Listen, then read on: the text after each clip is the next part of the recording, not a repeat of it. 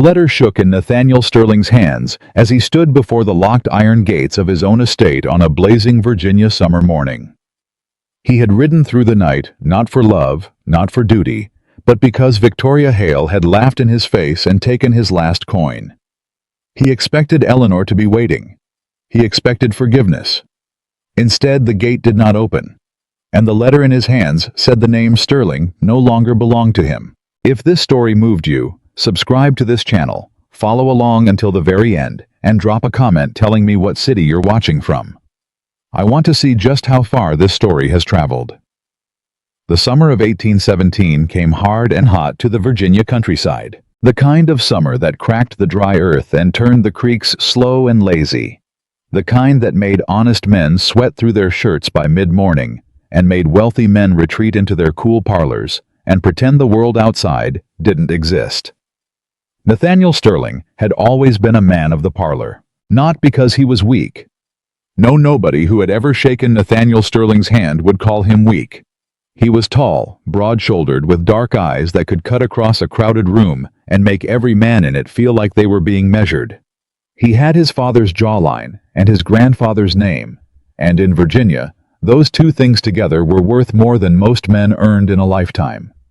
The Sterling name. It opened doors before he knocked. It cleared rooms before he entered. It preceded him into every bank, every courthouse, every gentleman's club, from Richmond to Charlottesville. He had grown up believing it always would. He had been wrong.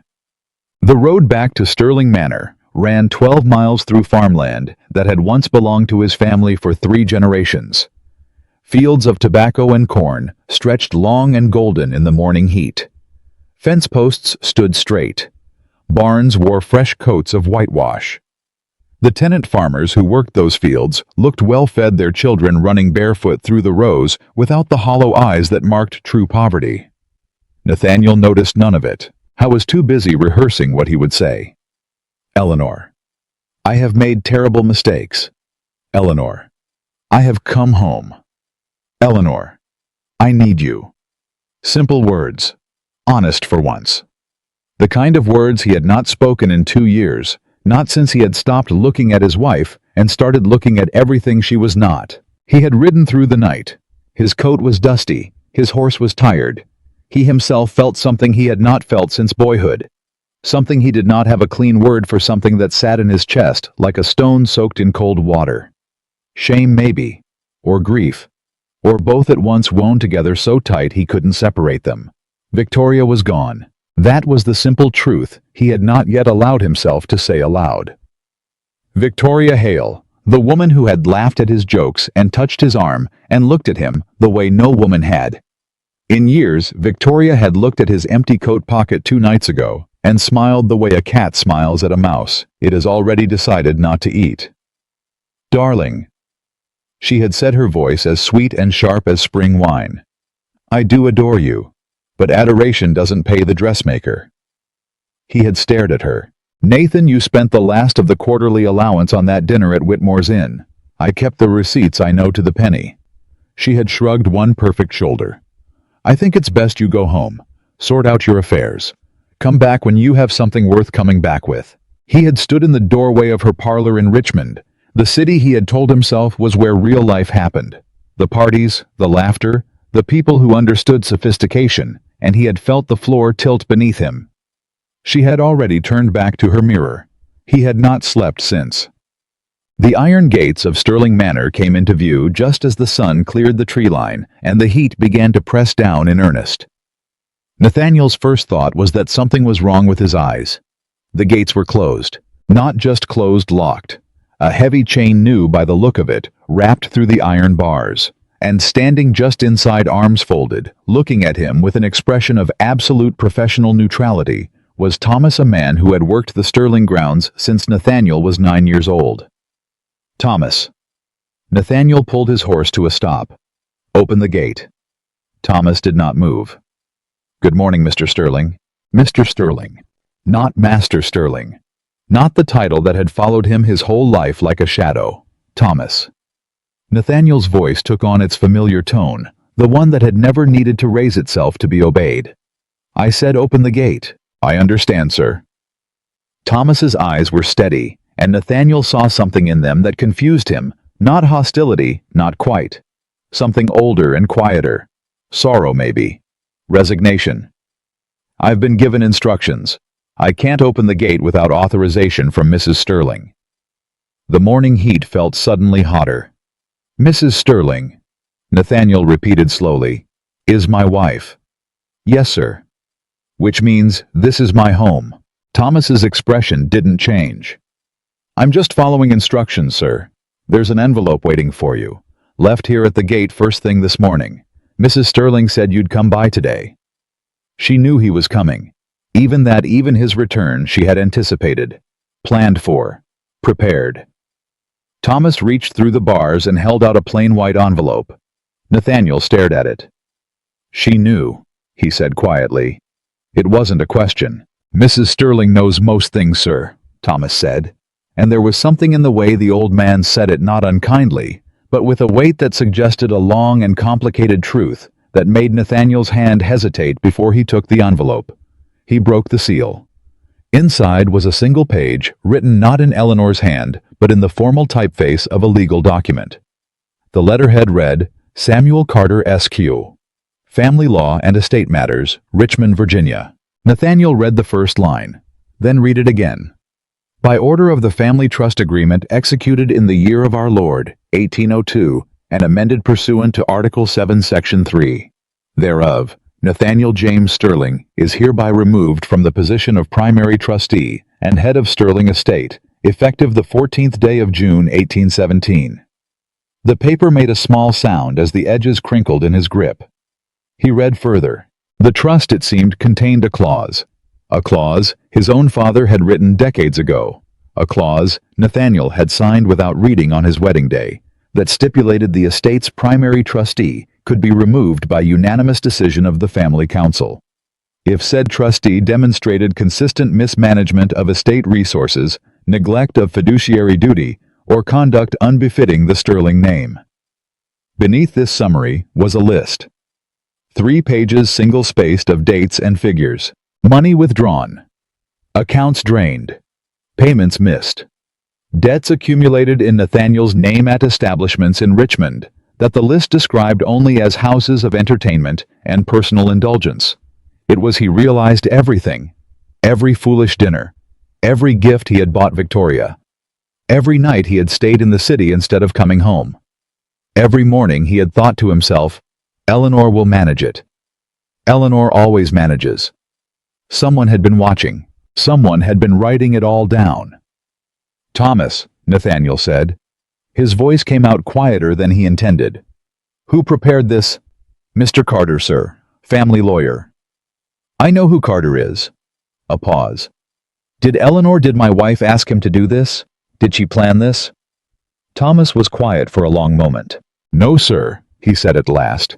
"From what I understand, Mr. Carter came to Mrs. Sterling. He'd been watching the accounts. He was worried. He said it was his duty to the family trust." Another pause. "Mrs. Sterling tried to stop him at first, sir. She asked him to give you more time." Nathaniel looked up. "She asked him to give me more time." "Yes, sir. Twice from what I heard. But Mr. Carter said the trust didn't allow for sentiment. Said it was his legal obligation." Thomas shifted slightly. "Mrs. Sterling didn't argue the third time." Nathaniel folded the letter. He folded it very carefully, the way a man folds something he cannot afford to destroy because it is the only real thing he has left. "Is she inside?" "Mrs. Sterling is in the East Garden, sir. But she left word that she won't be receiving visitors this morning." Visitors. He was a visitor now in the house where his grandfather had been born. He did not leave. He tied his horse at the post near the gate and sat down on the stone wall beside it in the full glare of the Virginia summer sun in his travel-dusty coat, and he waited. He was not sure what he was waiting for. He told himself he was waiting for Eleanor to change her mind. But somewhere beneath that, somewhere honest and quiet, he suspected he was waiting for himself to become someone worth letting through the gate. The morning passed. Farm workers came and went on the road, giving him curious glances. A pair of women from the neighboring property drove past in a cart and stared openly. One whispered something to the other, and they both looked away quickly when he met their eyes. He recognized with a dim and nauseating clarity that by sundown everyone in the county would know.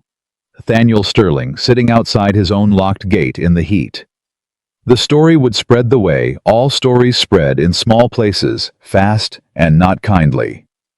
Around mid-morning, a boy of perhaps 12 came running from the direction of the house, stopped just inside the gate, and looked at Nathaniel with the frank and untroubled curiosity of the very young. "You're Mr. Sterling," the boy said. "I am." "Mrs. Sterling's husband." "That's right." The boy considered this. "Why are you sitting outside?" Nathaniel looked at him. "Because I did something foolish." The boy nodded seriously, as though this explained everything and settled the matter completely. "My pa says foolish men got to sit with their foolishness a while before they learn anything from it." "Your pa sounds like a wise man." "He's a tenant farmer, sir. He ain't got much else but wisdom." The boy paused. "You want some water? I could bring some." Nathaniel opened his mouth to decline and then stopped. "Yes," he said. "Thank you." The boy ran back toward the house. 5 minutes later, he returned with a tin cup of cool water passed through the bars of the gate, which Nathaniel accepted without speaking, and drank entirely. It was, he realized, the first act of genuine kindness anyone had shown him in longer than he could easily remember. Eleanor Sterling came to the gate at noon. She walked through the heat without hurrying, her pale dress catching the summer light, her dark hair pinned neatly despite the temperature. She carried nothing. She stopped on her side of the iron bars and looked at him with eyes that were steady and quiet and absolutely unreadable. She was thinner than when he had left. He noticed that first and felt the noticing like a small wound. "Nathaniel," she said. Not husband. Not Nat the way she used to call him in the early years when his name and her voice had sounded like something worth being. "Eleanor." He stood. "Please open the gate." "No," she said. Simply. Without cruelty, without triumph. "Eleanor, I have nowhere to go." "That is not quite true. You have enough to rent rooms in Richmond. Mr. Carter made sure the financial arrangement is fair. You'll receive a monthly allowance from the estate income. You won't be destitute." "I don't want an allowance." He stepped toward the gate. "I want to come home. Eleanor. I want to come home." She looked at him for a long, quiet moment. Something moved through her eyes too fast to name, too real to deny. Then it settled back into stillness. "This stopped being your home," she said, "when you decided it was only a name to carry and a property to spend." "That's not fair." "No," she agreed. "It isn't. None of this has been fair." She tilted her head slightly. "Would you like to talk about what's fair, Nathaniel? Shall we discuss the 3 years I spent reviewing accounts you didn't bother to read? The workers I kept on when you were spending their wages on dinners in Richmond? The repairs I managed on the South Barn while you were telling Victoria Hale about how difficult your life was?" Her voice never rose. It was worse somehow for staying so level. "I kept this estate alive. I did it quietly because it is my home and I love it, and because I believed for far longer than was wise that you would come back to yourself." "I have come back," he said. "You have come back," she repeated. "Yes, but Nathaniel, you didn't come back for me. You came back because Victoria sent you away." The words landed with the precision of something carefully aimed. He couldn't argue with them. He had thought on the long ride through the night that he might construct some argument that made his return seem like a choice rather than a flight. Standing in front of her, he understood that she had always been able to see through constructed arguments. He had simply stopped caring about that for a while. "I know why I came back," he said. "But I also know, Eleanor, I know what I lost. I know what I threw away." "Then you know more than you did."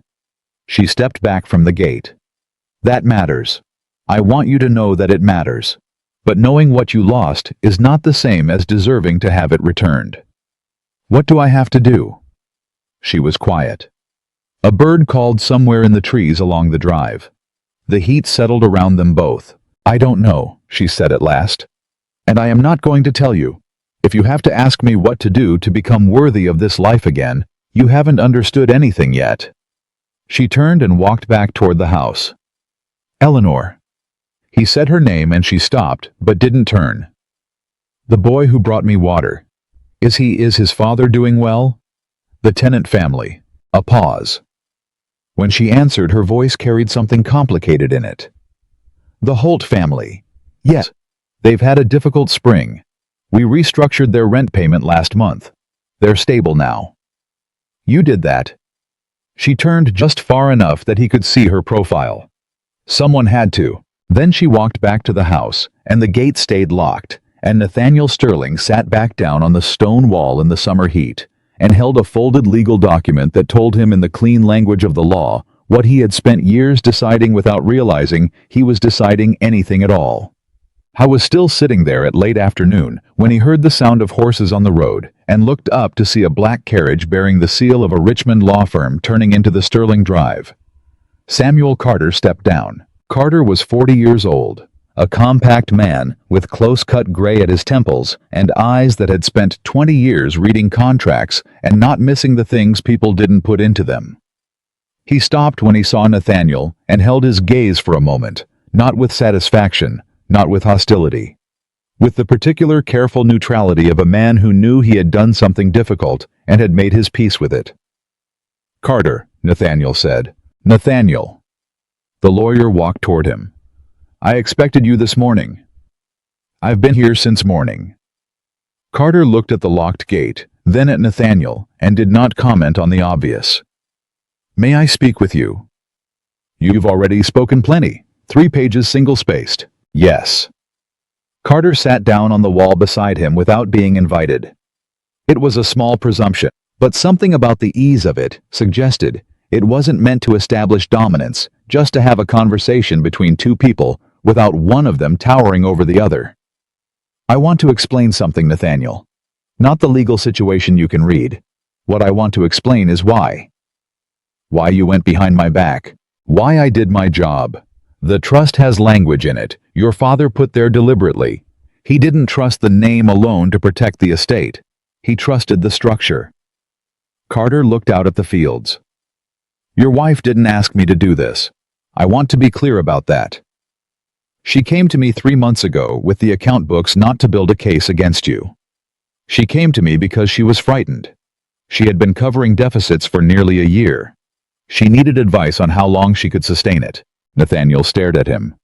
She was covering deficits. For 11 months, using her own inheritance, the settlement from her father's estate that she brought into the marriage, quietly, without telling anyone. The stone wall was very warm from the afternoon sun. Nathaniel put his hands on it and felt the heat through his palms. She was paying my debts, he said, with her own money. Yes. Why didn't she tell me? Carter looked at him with an expression that was not quite pity and not quite contempt, but lived somewhere in the narrow territory between them. What do you imagine would have happened if she had? Nathaniel didn't answer because the answer was plain and neither of them needed to hear it spoken aloud. He would have dismissed it, would have told her she was exaggerating, would have told her he had plans to address the accounts just as soon as the current situation in Richmond resolved itself. He would have gone back to Victoria's parlor and her careful smile and her way of making him feel like the man he wanted to be instead of the man he was becoming. She carried it alone, he said. She is a capable woman, Carter said. In my professional opinion, one of the most capable I have encountered in 20 years of estate law. Which is why when I told her what the trust language required that I had a legal obligation to report the fiduciary situation to the family council. She didn't fight me. She simply said, do what you must, I will manage. Nathaniel looked at the locked gate. I will manage. 3 words. The whole philosophy of her life, and he had spent 2 years treating it as an inconvenience rather than a gift. She's not going to let me back in, he said. Is she? That is not my business, Carter said carefully. What is my business is telling you that the trust allows for a petition. If you can demonstrate over a period of time that you have addressed the issues that led to your removal, financial responsibility, consistent management, evidence of changed conduct, the family council can reconsider. It is a long process. It requires more than words. How long? A minimum of 2 years. possibly 3. Nathaniel was quiet. "And Eleanor," he said finally. "What does she want?" Carter stood straightening his coat against the heat. "I am her lawyer, Nathaniel, not her confessor. I won't speak to what she wants." He paused. "I'll say only this. She asked me when I first told her what I was legally obligated to do. She asked me if there was any way to give you more time. She asked me twice. I told her the trust didn't allow for personal sentiment in matters of this kind." He picked up his hat. "She is a woman who loved her husband. She may be a woman who loves him still. But she is also a woman who learned over 3 years that love and rescue are not the same thing." He nodded once. "Good afternoon, Nathaniel." The carriage wheels turned on the gravel drive and faded down the road. The summer sun was sliding west, throwing long gold shadows across the locked gate and the fence posts and the fields beyond. Somewhere in those fields, the Holt family was finishing their workday. Somewhere inside the house, Eleanor was, he didn't know, reading, managing something, being as she always was exactly who she was. He hadn't known who she was. Not really. He had lived beside her for 5 years and had somehow seen only the surface, the management, the quietness, the patience, without ever understanding what it cost her, without ever asking. He stood up from the stone wall. He untied his horse. For a long moment he stood there with his hand on the saddle, looking at the house through the iron bars of the gate. The house he'd been born in, the house his father had told him, represented everything the Sterling name stood for. He had believed the name was the thing. He understood now, standing outside it in the late summer heat with dust on his coat and an empty pocket and a folded letter that stripped him of everything he'd inherited. He understood now that the name had never been the thing. Eleanor had been the thing. Eleanor who had paid his debts with her own inheritance and said nothing. Eleanor who had protected his workers and his land and his reputation, while he sat in Richmond, pretending his real life was somewhere other than where it actually was. Eleanor, who had looked at him through iron bars on a summer morning, and said with perfect honesty, "You came back because Victoria sent you away, because she knew him well enough to say the true thing, and she had always known him that well, and he had mistaken that knowledge for ordinary." He mounted and rode back toward the road. He did not know what he was going to do.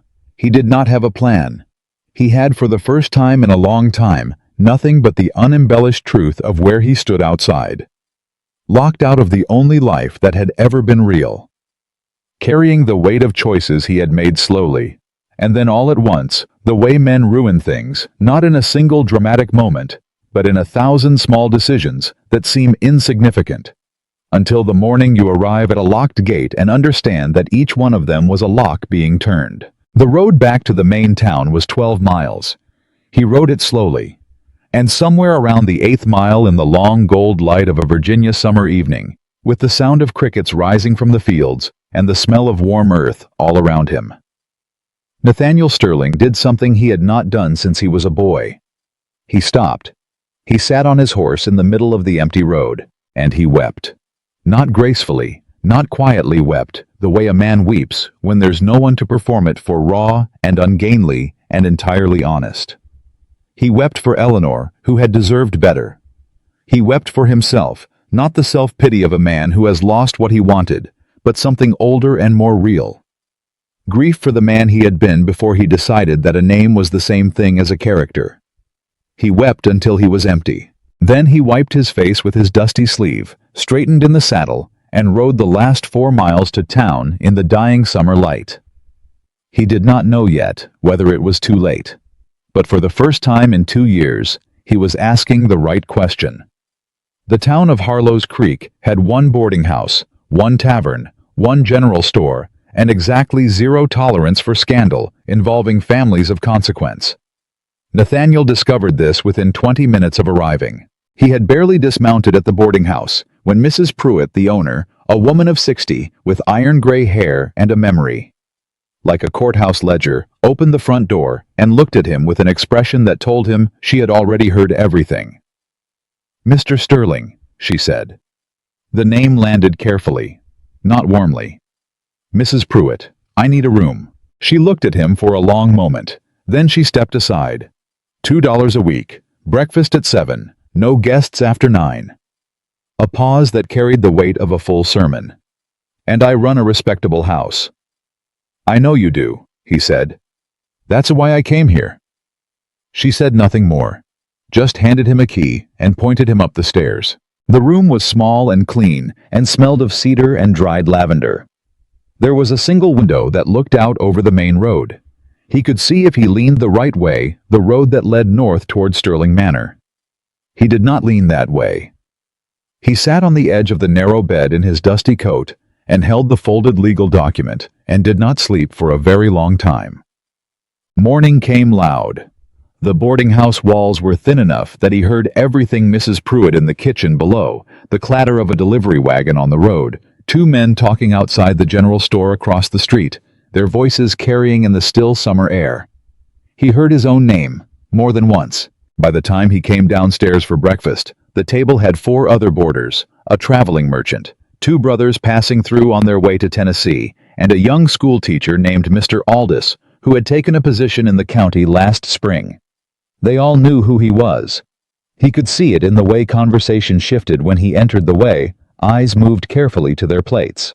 The merchant, a man named Fowler, with a red face and the cheerful social obliviousness of someone who had made peace with being unwelcome in many places, was the only one who spoke directly. "You're the Sterling boy," Fowler said, sawing at a piece of ham. "Heard you're having some difficulty with the property." "Some," Nathaniel said. "Wife locked you out, they're saying." "That's an oversimplification." "Usually is." Fowler pointed his fork philosophically. "In my experience, when a woman locks a man out of his own house, the man has done something considerably more than an oversimplification." He chewed thoughtfully. "What did you do?" The young schoolteacher made a small pained noise. "I made choices," Nathaniel said, "that I am currently in the process of regretting." Fowler nodded, as though this were a satisfactory and completely familiar answer. "Well, regretting's a start, I reckon. The trick is not to stop there." He went back to his ham. The conversation mercifully moved on. But Nathaniel sat with Fowler's words, the way you sit with something that sounds simple, until you turn it over and find it's heavier than it looked. The trick is not to stop there. He had spent the whole night moving between regret and self-recrimination, and the particular dark spiral of wondering whether any of it could be undone, and none of that, not a single hour of it, had felt like forward motion. He needed to do something. He just didn't yet know what. Samuel Carter's office was on the 2nd floor above the dry goods store, a small set of rooms that smelled of paper and beeswax, and the kind of disciplined order that communicated clearly and without ostentation that the man who worked here took his work seriously. Carter looked up when Nathaniel came in and set down his pen with the measured calm of a man who had expected this visit. "You look like you didn't sleep," Carter said. "I didn't." Nathaniel sat down across the desk. "I need to understand the trust language, all of it, not the summary, the actual document." Carter studied him. "Why?" "Because I signed something on my wedding day without reading it, and I need to know exactly what I agreed to." Something shifted in Carter's expression, not approval exactly, but something adjacent to it. He reached for a drawer. "That's the first intelligent thing you've said in this office in 3 years. He placed the document on the desk between them. It was thick, nearly 40 pages of dense, careful legal language written in his father's era, drafted by a lawyer who had clearly anticipated problems the Sterling family might not want to articulate out loud. Nathaniel pulled it toward him and started at the beginning. He read for 2 hours. Carter worked at his own desk across the room, answering letters, reviewing other clients' files, occasionally glancing over with the measured patience of a man who could afford to wait. He did not interrupt. He did not explain. He let Nathaniel read. At the end of the first hour, Nathaniel stopped and said without looking up, "Article 4, the management responsibilities." "Yes," Carter said. "My father wrote this to require the estate head to conduct quarterly reviews of all accounts, meet with the tenant representatives, and maintain records of all significant expenditures." He kept his voice even. "I haven't done a quarterly review in 31 months, Carter said. "I checked." Nathaniel sat back. 31 months. Nearly 3 years of obligations he had simply stopped performing somewhere in the gradual slide from carelessness into genuine neglect. Eleanor must have managed the tenant meetings. She must have kept records. She had been doing his job alongside her own quietly without being asked. Did she ever tell the tenants, he asked, that she was running things? Carter set down his pen. Not explicitly, but people who work land know who's managing it.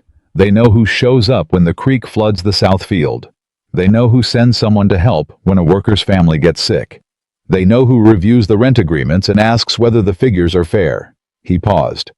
They knew it was Mrs. Sterling. And not me. And not you. The room was quiet, except for the sound of the street below. Horses, a woman calling to someone across the way.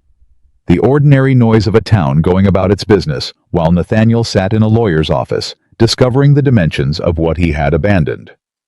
Article 7, he said. The petition process. Yes. Walk me through it. Carter came around to his side of the desk and sat in the adjacent chair. A different posture than the formal distance of their previous conversation. This was a man settling in to explain something in detail, and the small gesture of it, choosing to sit beside, rather than across, registered as something Nathaniel filed away without examining too closely. The petition requires 3 things, Carter said. First, a demonstrated period of financial responsibility, 2 years minimum, with documented accounts. Not just paying debts, building something, showing the council that you understand what management actually means. He looked at him squarely. Second, evidence of genuine changed conduct. Not words, Nathaniel. Documented actions. Consistent over time. The council is not sentimental, and they are not easily impressed by speeches. And the third, Carter was quiet for a moment. The third is the hardest. The primary trustee, Eleanor, has to agree to appear before the council and not contest your petition. He let that sit in the air between them. She doesn't have to support it. She just can't actively oppose it. But she has to be present. Nathaniel understood. So even if I do everything right, the accounts, the conduct, all of it, she can end it by simply refusing. Yes. Then nothing I do in the next 2 years matters unless she... Everything you do in the next 2 years matters regardless, Carter said quietly but firmly. Whether or not Eleanor ever opens that gate, Nathaniel, whether or not the council ever meets those years of your life will be what they are. You will either have spent them becoming someone worth respecting, or you will have spent them waiting for a woman to rescue you again. He picked up his pen and returned to his own desk. That choice has nothing to do with legal proceedings. Nathaniel spent the afternoon walking, not riding, walking on foot through the town and the roads around it the way he hadn't done since he was a young man before he had a horse of his own. There was something different about seeing things from the ground rather than from a saddle. You moved slower. You heard more. People were less likely to step aside or remove their hats. Most people, in fact, did not remove their hats. A woman he recognized from church functions. He couldn't immediately remember her name, which struck him suddenly as a symptom of something nodded to him with the careful courtesy reserved for people whose situations are too complicated for warmth. 2 men outside the blacksmith's stopped talking when he passed and resumed after he was gone. A girl of about 8 stared openly from a doorway until her mother pulled her inside. He had been for most of his adult life a man people noticed because of what he represented.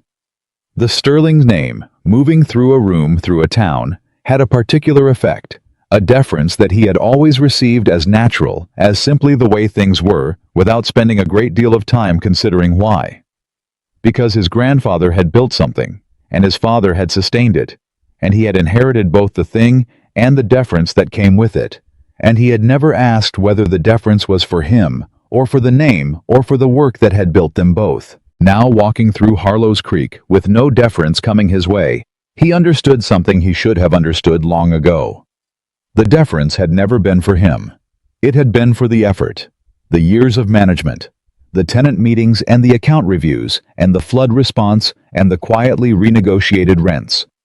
All the work he hadn't done. All the work Eleanor had done in his place. He stopped outside the general store, where a notice board was covered in the usual papers, auction announcements, land notices, a printed broadsheet from Richmond. In the middle of the board, half covered by an auction notice, was a handwritten message. To the families of the Sterling tenant lands. The June rent adjustment meeting will be held July 3rd at 10 in the morning at the Manor House East Parlor. All tenants welcome. E. Sterling. July 3rd. 3 weeks away. He stared at it for a long time. He wrote her a letter that evening. He sat at the small table in his boarding house room with paper and ink and wrote 3 different versions.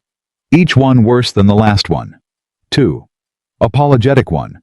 2. Argumentative one that somehow managed to be both at once. He burned each of them in the candle flame. The 4th version was short. Eleanor, I read the trust document today. All of it. I understand now what I failed to do and for how long I failed to do it. I am not writing to ask for anything. I am writing to say that whatever you need from the accounts from Carter, from any documentation of the estate finances, I will make available without dispute. You shouldn't have to fight for information about your own home. I also want to say I know about the 11 months. Carter told me. I am sorry. That word is not sufficient, but it is the truest one I have. Nathaniel. He folded it and sealed it and walked down to ask Mrs. Pruitt if she had any way to get a letter to Sterling Manor. Mrs. Pruitt took the letter without comment. Then she looked at him over her reading spectacles and said with the brisk honesty of a woman who had seen 40 years of human foolishness, "She's a good woman, your wife." "I know," he said. "Do you?" "Because in my observation, men who know their wives are good women don't generally require their wives to cover 11 months of debt in secret." She handed him back his candle. "Go to bed, Mr. Sterling. Morning's early." The reply came 3 days later. It was not from Eleanor. It was from Margaret Whitmore, Eleanor's oldest friend-daughter of the same Richmond lawyer, whose family had been intertwined with the Whitmore side of Eleanor's family for 2 generations. Margaret was 2 years older than Eleanor, quicker to anger and to laughter both, and she had been in the years of Nathaniel and Eleanor's marriage the one person in the county who had never pretended to like Nathaniel when she didn't. The letter was short. "Mr. Sterling, Eleanor received your letter. She asked me to reply because she is not yet ready to correspond with you directly, and she is honest enough to tell you that rather than leave you waiting for an answer that isn't coming. She said to tell you the financial documents are yours to access at any time. Mr. Carter has instructions to share them fully. She also said, and I am quoting her precisely because she made me write it twice, to be sure I had it right. Tell him that knowing is not enough. Doing is what matters now. I am adding on my own authority, and not on hers, if you hurt her again in any way at any point, under any circumstances, I will ensure that the story of what you did reaches every drawing room between here and Washington. I am not a woman who makes idle threats, Mr. Sterling. Ask anyone who knows me. Margaret Whitmore." He read it twice. Then he folded it and put it in his coat pocket and felt something he had not expected. Something almost like relief. Because the letter meant Eleanor had received his words. She had read them. She had chosen to respond even if indirectly. She had not thrown the letter in the fire. It was not forgiveness. It was not even the beginning of forgiveness. But it was a door left ajar, and Nathaniel had stood outside enough locked gates in the past week to understand the difference. He started with the accounts. Carter gave him access to 3 years of estate records, not just the trust documents, but the actual ledgers. Detailed, meticulous in Eleanor's handwriting for the most recent entries and in the estate manager's hand before that. He spent a week going through them at Carter's office, arriving at 8 in the morning and staying until the light failed. What he found was not what he expected. He had assumed with the vague, unconsidered assumption of a man who has never looked carefully at something he benefits from, that the estate ran on the strength of the Sterling name and the existing systems his grandfather had built, that it was in some fundamental sense self-sustaining, that it didn't particularly require anyone to manage it actively, it simply continued. He had been wrong. The estate required constant, specific, expert management. Crop decisions, tenant negotiations, equipment maintenance, soil management, water rights, market timing, labor relations, because the workers on Sterling land were free men and women paid wages, not enslaved persons, a fact that Nathaniel's grandfather had declared as moral position, and that required consequently genuine management of labor relations rather than compulsion. For 3 years, Eleanor had managed all of it, and she had done more than sustain. She had improved. Crop yields were up from 3 years prior. Tenant debt to the estate was down, not because she had forgiven it carelessly, but because she had restructured the arrangements to be more realistic, reducing default risk. She had negotiated a better rate with the Richmond grain merchant. She had redirected funds from the entertainment budget, his entertainment budget, into repairs and improvements that had materially increased the estate's value. One afternoon he turned a page and found a notation in Eleanor's handwriting that stopped him cold. July 14, 1815. Redirected N's Richmond account balance to South Barn repair and west fence replacement. Informed steward, this was an approved allocation. N did not inquire. He sat with that sentence for a long time. N did not inquire. No, he had not. He had never noticed the money was different because he had never looked. He had assumed the accounts were fine because he had never looked at them closely enough to see that they weren't. And Eleanor. Eleanor had quietly redirected his money to fix his fences and repair his barns and strengthen his estate, and had noted it in the ledger with a professional flatness that was somehow more devastating than any accusation she might have written in its place. He turned more pages. March 3, 1866. Covered quarterly land tax from personal reserve. N's allocation insufficient. May 22, 1816. Renegotiated south parcel rent with Holt family. Reduced by 12% to reflect crop loss. N. Not consulted decision required immediate response. September 4, 1816. Transferred remaining personal reserve to estate general fund. Reserve now depleted. Cannot continue this method beyond 6 months without external resolution. That was the last notation of its kind. 6 months later. 6 months after she had written that sentence, after she had told herself in the precise language of a ledger that she had reached the limit of what she could give, she had gone to Carter. Not to build a case, not to punish him, to ask how much longer she could hold on. And Carter had told her she couldn't. And she had said, "Do what you must. I will manage." Nathaniel closed the ledger. He sat in Carter's office in the long summer afternoon, and he did something he had already done once on a Virginia road, which was weep but differently this time. Less raw, more specific.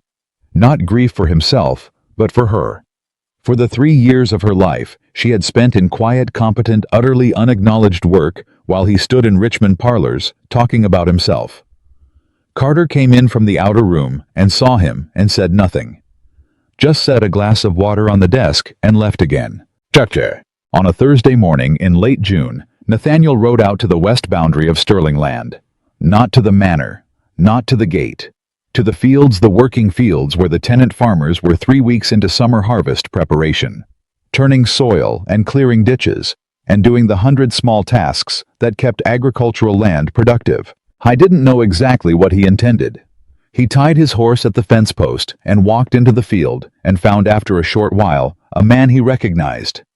James Holt, the father of the boy who had brought water through the gate. Holt was digging a drainage ditch near the edge of a cornfield, working alone, the kind of methodical physical labor that takes most of a morning and all of a man's concentration.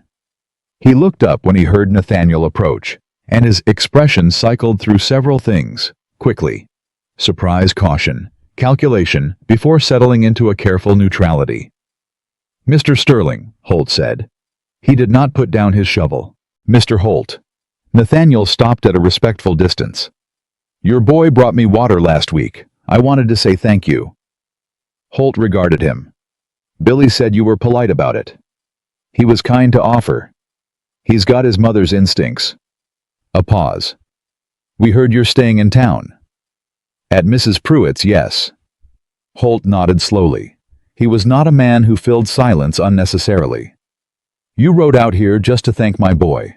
"No," Nathaniel said honestly.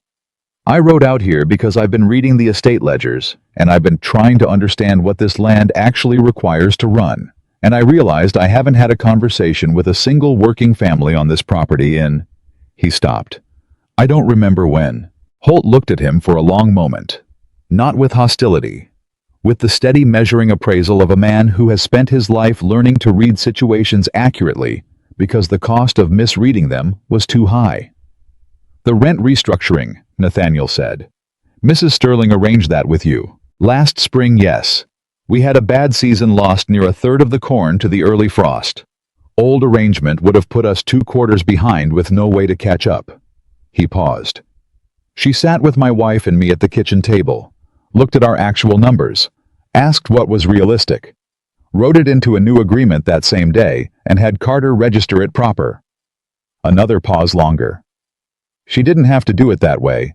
She could have just told us what the new terms were, but she asked." "She asked?" "Yes." Holt looked at him steadily. "That's not common, Mr. Sterling. A woman in her position coming to a tenant's table and asking what was fair." Nathaniel was quiet. "No," he agreed. "It isn't." He stayed another hour. They talked haltingly at first, then with more ease about the Southfield drainage, about the summer outlook, about what the Holt family needed in terms of equipment repair that had been pending for over a year. Nathaniel listened. He asked questions. He did not offer solutions he didn't have or make promises he couldn't keep. He just listened. When he left, Holt watched him go and said as he was mounting his horse, "She loves this land, Mr. Sterling, and the people on it. That's a thing worth knowing." "I know," Nathaniel said. "Knowing it now's better than never," Holt said. "But knowing it while you were here." He looked back at his ditch. "That would have been something different altogether." The news reached him on a Wednesday evening when he had been in town for 2.5 weeks. "I was in Carter's office working through a set of the older trust records when Carter came in from his afternoon meetings and sat down across from him with an expression that was carefully arranged but not quite controlled. "There's something you should know," Carter said. Nathaniel put down his pen. When a lawyer prefaced information with that particular tone, it was never something minor. "Victoria Hale," Carter said, "announced her engagement last week to Gerald Fenn." Nathaniel stared at him. Gerald Fenn was 54 years old. He owned the largest shipping concern in Richmond and had more money than he could spend in 3 lifetimes.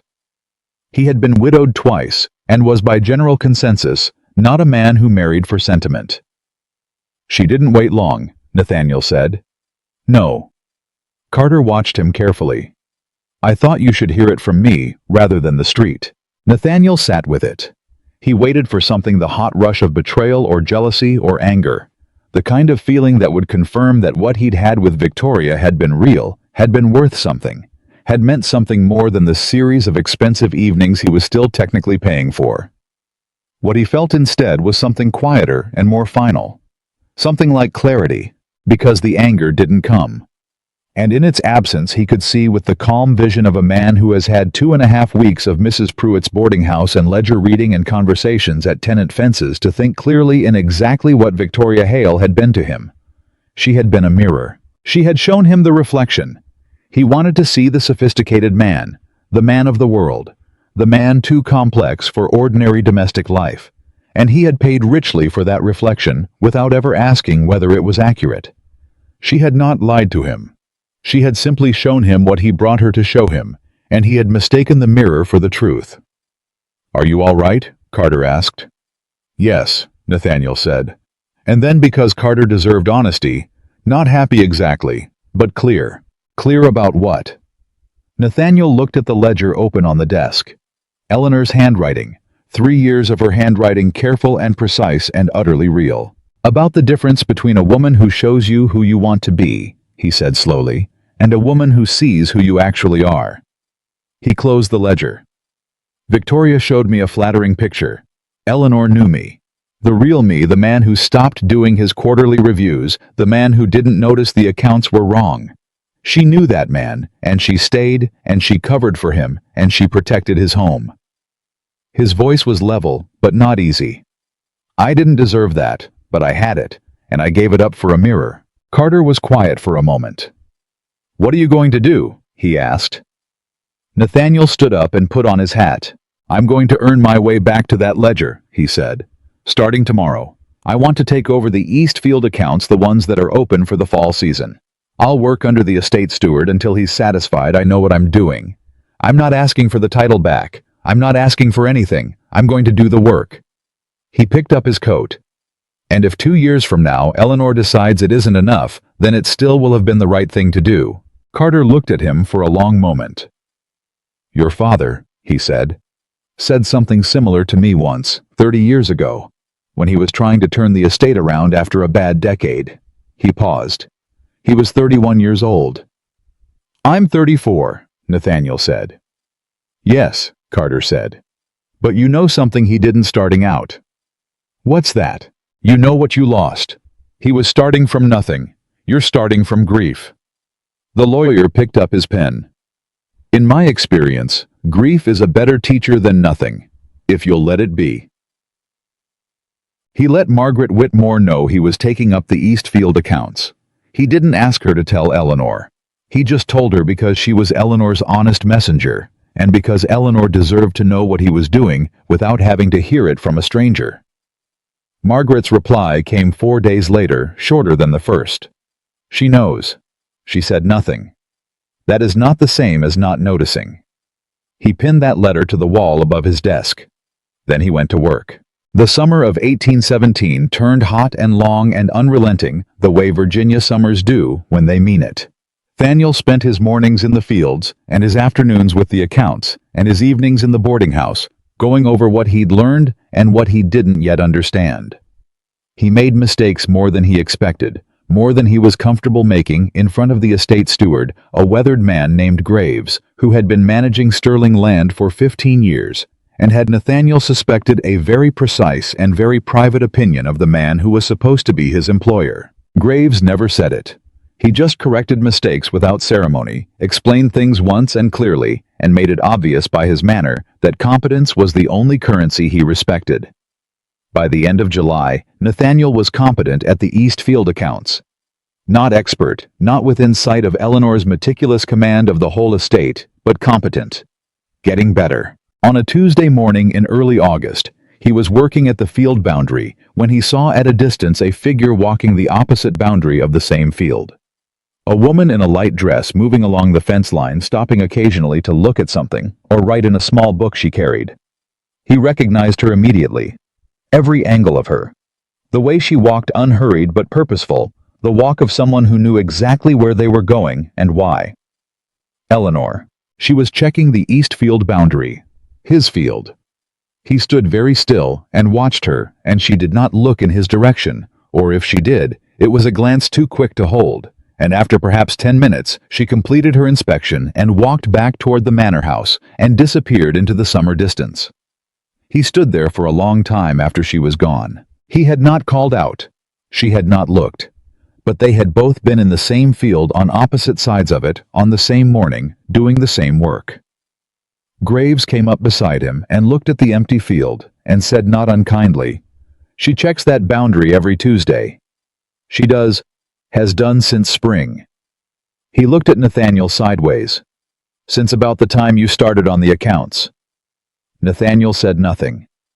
"Just so you know," Graves said, and walked away. He stood in the August heat and looked at the fence line where she had walked, and he thought of the boy who had brought water through iron bars and Holt at the drainage ditch, saying that would have been something different altogether, and Carter saying grief is a better teacher than nothing, and Eleanor's letter notation N did not inquire written in the careful handwriting of a woman doing her husband's job, while her husband was somewhere else admiring his own reflection. I was not across the field anymore. He was not across the gate. But the distance between them was still real, and he had no idea how wide it truly was. And the only thing he knew, the only thing he was certain of in that hot August field, was that closing it, whatever it cost, whatever it took, however long it required, was the only work that mattered. He picked up his ledger. He went back to work. The invitation arrived on a Saturday. Not to Nathaniel. To the entire county. He heard about it from Fowler at the breakfast table. The merchant had a letter from a business associate in Richmond, and he read the relevant passage aloud, with the cheerful tactlessness that was Nathaniel had come to understand, simply the man's natural mode of existing in the world. "Harrington Estate is throwing a grand summer gathering," Fowler announced, buttering his bread with enthusiasm. "Last weekend of August. The Harringtons, the Beaumont family, the Aldridge crowd from Fredericksburg. He paused. Sterling Manor is listed as a sponsoring household. The table went quiet. Nathaniel looked up from his coffee. Sterling Manor, he repeated. Eleanor Sterling listed as hostess representative. Fowler seemed to realize approximately 3 seconds too late that this information might carry weight. He lowered his bread. I reckon that's well. She's running the estate, ain't she? She is, Nathaniel said. He set down his coffee.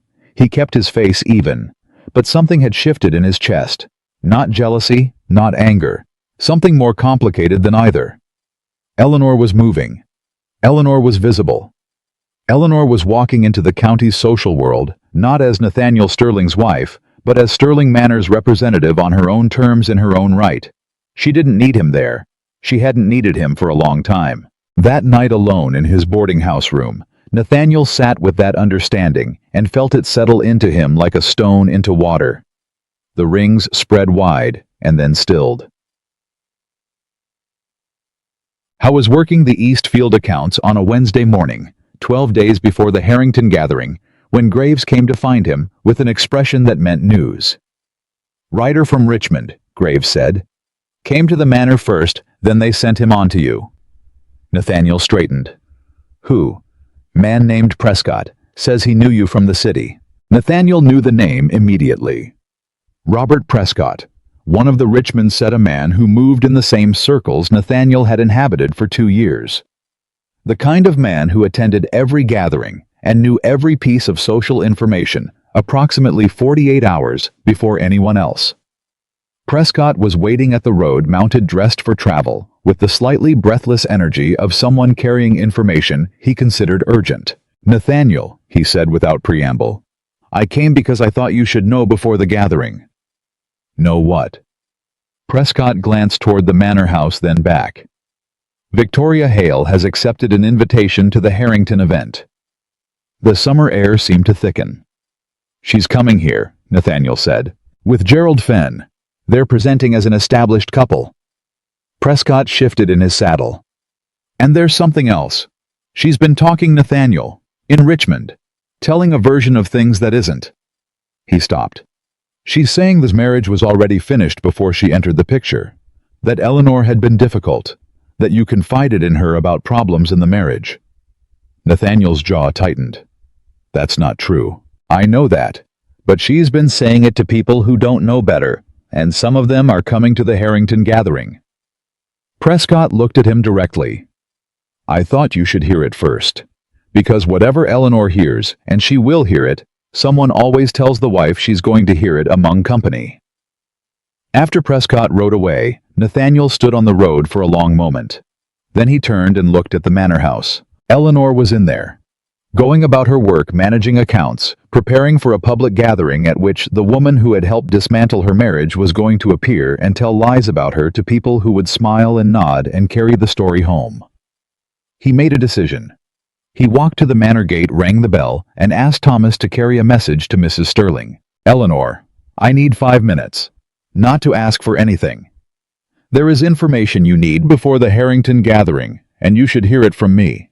I will wait at the gate. Thomas looked at the note, and looked at him, and went inside. Nathaniel waited. 20 minutes passed.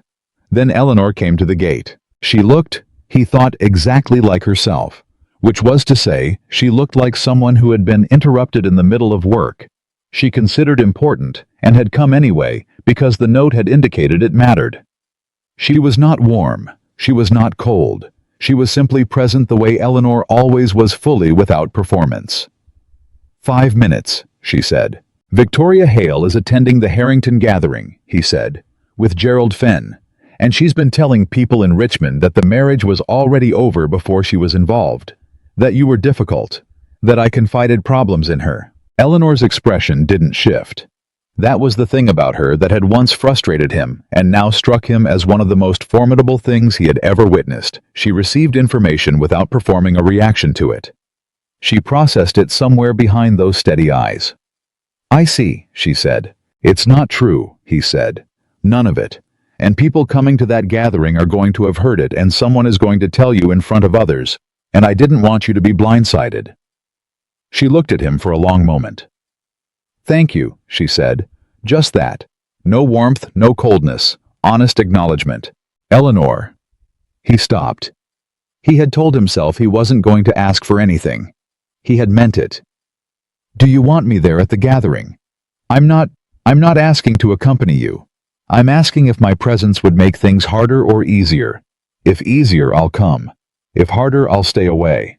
That's all." She was quiet. A long, genuine quiet, the kind that came from actual thought rather than drama. "Stay away," she said at last. "Not because your presence would hurt me. Because this is something I need to do alone." She looked at him steadily. "I have been doing things alone for 3 years, Nathaniel. I know how." "I know you do," he said. "That's not something I'll ever forget." She turned to go. Then she stopped. "The Eastfield account for September," she said without turning around. "The notation on the Tillman lease you caught an error from 2 years ago that had been rolling forward. Graves told me." A pause. "That was good work." She walked back to the house. He stood at the gate holding those 4 words like something fragile. That was good work. The last weekend of August came hot and heavy. The way August in Virginia always ended, the kind of heat that didn't break even at night, that made sleep difficult and tempers short, and every small thing feel slightly more consequential than it actually was. Nathaniel spent that Saturday at the boarding house. He had made himself a promise, and he intended to keep it. He worked on accounts in the morning, ate dinner quietly with Fowler and the school teacher Aldous, and did not go to the Harrington estate. But the county was small, and the Harrington gathering was large, and by Sunday morning he knew everything that had happened. Mrs. Pruitt told him most of it, with the carefully arranged neutrality of a woman who was absolutely certain of her facts, and wanted him to understand that she was not editorializing. Victoria Hale arrived with Mr. Fenn, she said, setting his breakfast coffee down with the particular deliberateness of someone managing information delivery. She was wearing well. She dressed to be noticed, and she was. A pause. She spent the first hour making the rounds and telling people within earshot of various guests, not directly. You understand the way a clever woman manages these things, telling people that she had simply been a comfort to you during a difficult time in your marriage. That Eleanor had been withdrawn, cold, more interested in the estate than in her husband. Nathaniel said nothing. Eleanor arrived an hour after the gathering started. Mrs. Pruitt continued. She came with Margaret Whitmore. She wore gray, which some people thought was odd for a summer gathering, but I think she knew what she was doing. She looked serious. She looked like a woman who belonged to herself. Mrs. Pruitt poured her own coffee and sat from him, which she had never done before. There was a moment about 2 hours in when Victoria Hale crossed the room to speak to Eleanor directly. Nathaniel set down his fork. Mrs. Hale said again, I am telling you what 3 separate people told me, so I am confident in the substance. She said something to the effect of, Mrs. Sterling, I want you to know I bear you no ill will. Whatever happened between Nathaniel and myself, I hope you understand. It was never my intention to cause you pain. What did Eleanor say? Mrs. Pruitt's expression shifted into something that was not quite a smile, but lived in its neighborhood. She said, Miss Hale, I don't think about you enough to bear you ill will. A real pause for effect. And then she turned back to the conversation she had been having before she was interrupted. Nathaniel stared at her. Then, Mrs. Pruitt continued, Richard Harrington, the host, you know he sits on the county land committee. He asked Eleanor publicly whether the Sterling estate would be increasing its harvest allocation to the Richmond market this year. A business question, in front of everyone. She wrapped both hands around her coffee cup. Eleanor answered for 20 minutes. Every figure correct. Every projection laid out clearly. She talked about the Eastfield yields, the South parcel, restructuring the renegotiated grain rates. She looked at him steadily. She knew every number, every detail. The men around her were taking notes. I understood what had happened. Eleanor had walked into a room where someone was telling lies about her, had dismissed that someone with 4 words, and had then demonstrated to every person of consequence in the county that she was the most capable estate manager in the room. She hadn't defended herself. She had simply been herself. Mr. Harrington shook her hand at the end. Mrs. Pruitt added, said Sterling Manor was an example to the whole county, said whatever challenges the estate had faced recently. And here Mrs. Pruitt's eyes were very precise, clearly hadn't affected the quality of its management. No, Nathaniel said quietly. They hadn't. Whatever challenges the estate faced, Mrs. Pruitt said, had been weathered by a capable woman. She stood and picked up her cup. Victoria Hale left early, with Mr. Fenn.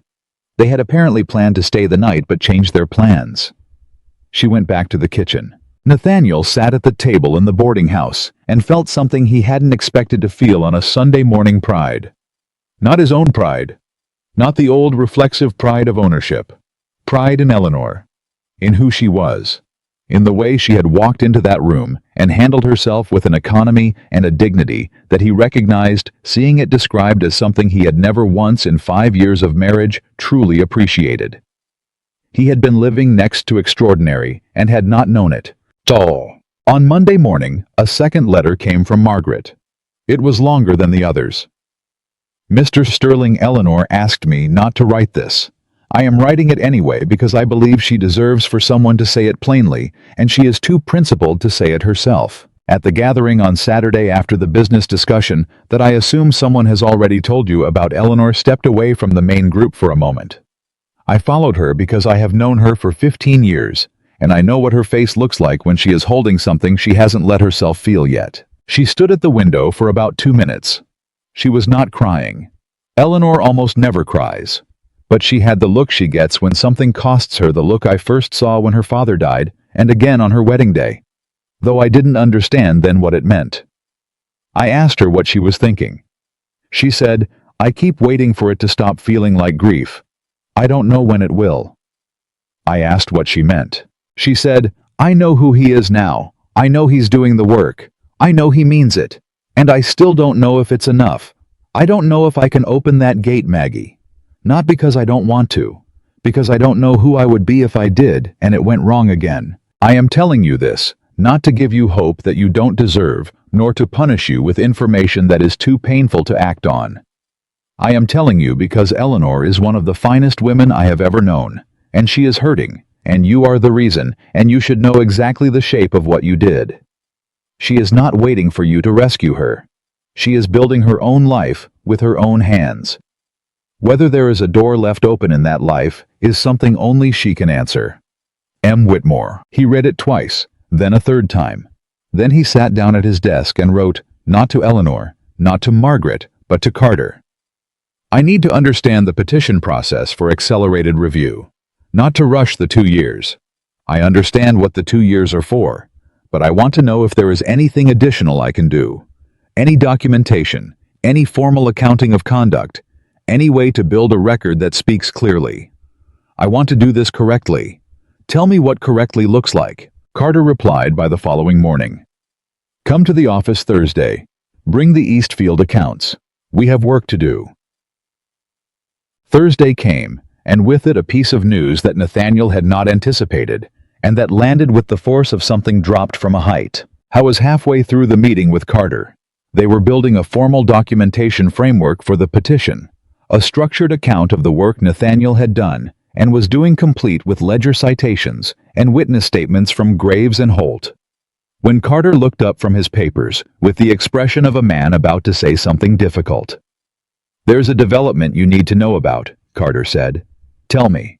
A man named Aldridge, from Fredericksburg. The family was at the Harrington gathering. Franklin Aldridge. He is... Carter paused, choosing his words. He is a widower of 2 years, 43 years old, respected family, legitimate business interests. He approached me last week on a matter of... Another pause.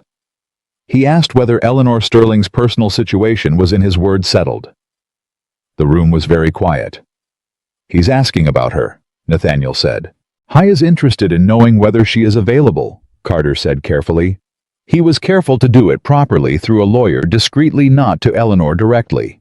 He is not a man who acts without consideration. Nathaniel looked at the ledger on the desk in front of him. Eleanor's handwriting. N did not inquire. What did you tell him? He asked.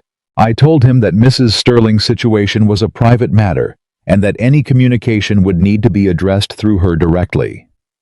Carter looked at him steadily. I told him nothing more because it was not my place. She's still my wife, Nathaniel said. The words came out with more force than he intended. Legally, yes, Carter said. But Nathaniel, he set down his pen. You need to understand something. Eleanor has done nothing wrong. She is a young woman, 27 years old, who has been living in an ambiguous situation for 3 months in a marriage that was by any reasonable measure already broken before you left. She is not obligated to wait. He was quiet for a moment. She may choose to wait. She may choose not to. But she has the right to make that choice freely, and your presence in the East Field does not remove that right. Nathaniel looked at his hands. No, he said, it doesn't. What are you going to do? He thought about Eleanor at the Harrington window. Margaret's letter. I don't know who I would be if I did, and it went wrong again. He thought about the locked gate and the tin cup of water and 31 months of quarterly reviews he hadn't done. He thought about 3 pages of ledger notation in her careful handwriting documenting everything he had failed to notice. I'm going to keep doing the work, he said. And then I'm going to talk to her. Not to ask her to choose, not to ask her to wait. He looked at Carter directly. To tell her the truth. That I understand now what I had. That I understand what it cost her. That if she chooses Aldridge or anyone else, I will not make her life harder for it. But that I am not going to disappear, because disappearing is what I already did once, and it was the worst decision I ever made. Carter was quiet for a long moment. When, he said. When I can say all of that without needing anything back from her, Nathaniel said. When I can say it and mean it and walk away if that's what she needs. He picked up his pen. I'm not there yet, but I'm getting there. Carter nodded once. Then let's build the petition document. They worked for 3 more hours. September arrived and brought the first hint of cooler air from the north, the kind that made mornings bearable and evenings almost pleasant. The fields were deep into harvest preparation. The Holt family's corn came in strong, better than the prior year, by a margin that made Holt. When Nathaniel saw him at the field boundary shake his head with the gratified disbelief of a farmer who has been given back something he expected to lose. Good year, Holt said simply. Good management, Nathaniel said. Your management, the family's work. Holt looked at him sideways. The rent restructure helped. Eleanor's decision. Yours to recognize, Holt said. Giving credit where it's due is a kind of management too, Mr. Sterling. Nathaniel filed that away. I was filing a great many things away. Now, small observations, small moments of understanding that accumulated like deposits in an account he was slowly building. Not the account in Carter's ledger. The other kind.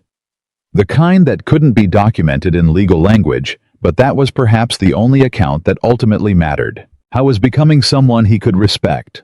Slowly. Imperfectly. With setbacks and frustrations and mornings when he looked in the small mirror in his boarding house room and couldn't fully reconcile the man looking back with either the man he had been or the man he was trying to become. But he was becoming. And then on a Tuesday morning in the second week of September, something happened that unmade every careful plan he had built. I was at the East Field boundary at his usual time, reviewing the harvest numbers with Graves when he heard horses on the manor road moving faster than ordinary business required. 2 riders, going toward the house. Graves looked up.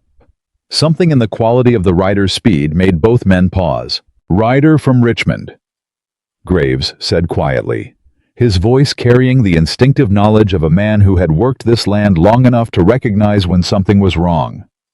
That's not a social call. Nathaniel set down his ledger. 10 minutes later, Thomas came through the field gate at a pace that confirmed it. Mr. Sterling. Thomas's face was controlled but tight. There's been a legal challenge filed against the estate in Richmond. What kind of challenge? A creditor claim.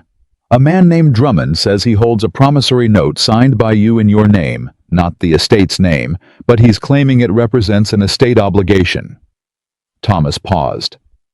He's filed for seizure of estate assets pending resolution. The court has issued a temporary hold on all Sterling property transfers. Everything in Nathaniel's chest went very cold and very still.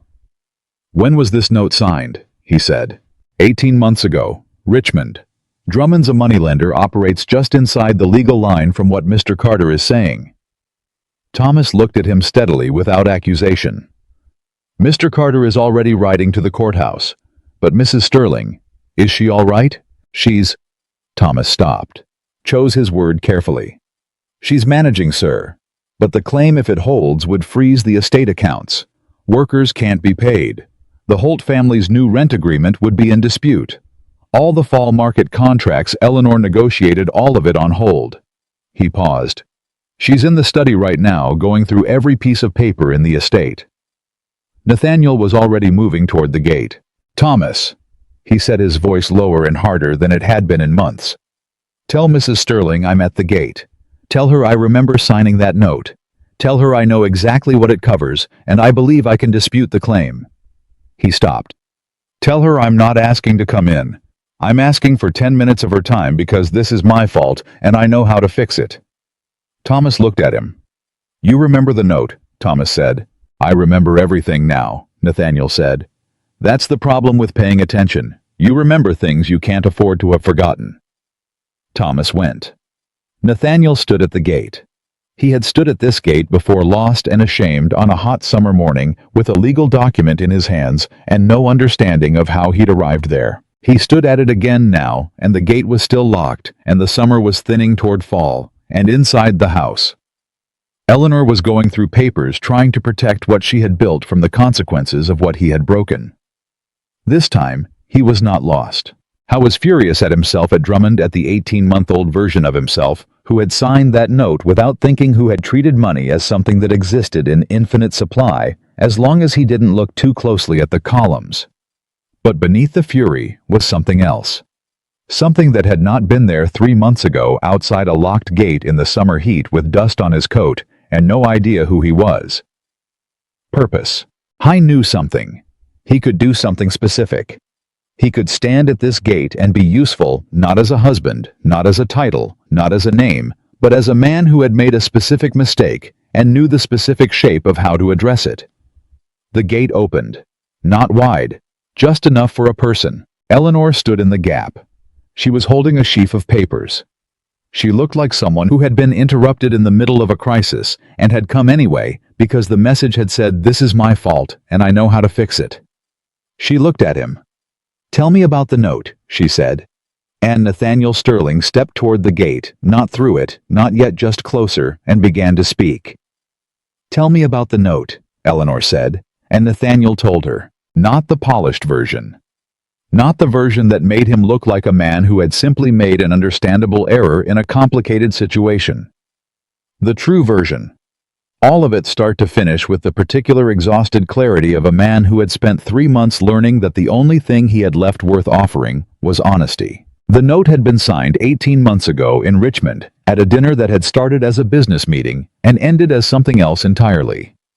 Drummond, a man who operated 3 blocks from respectability in every direction, had presented the note as a formality.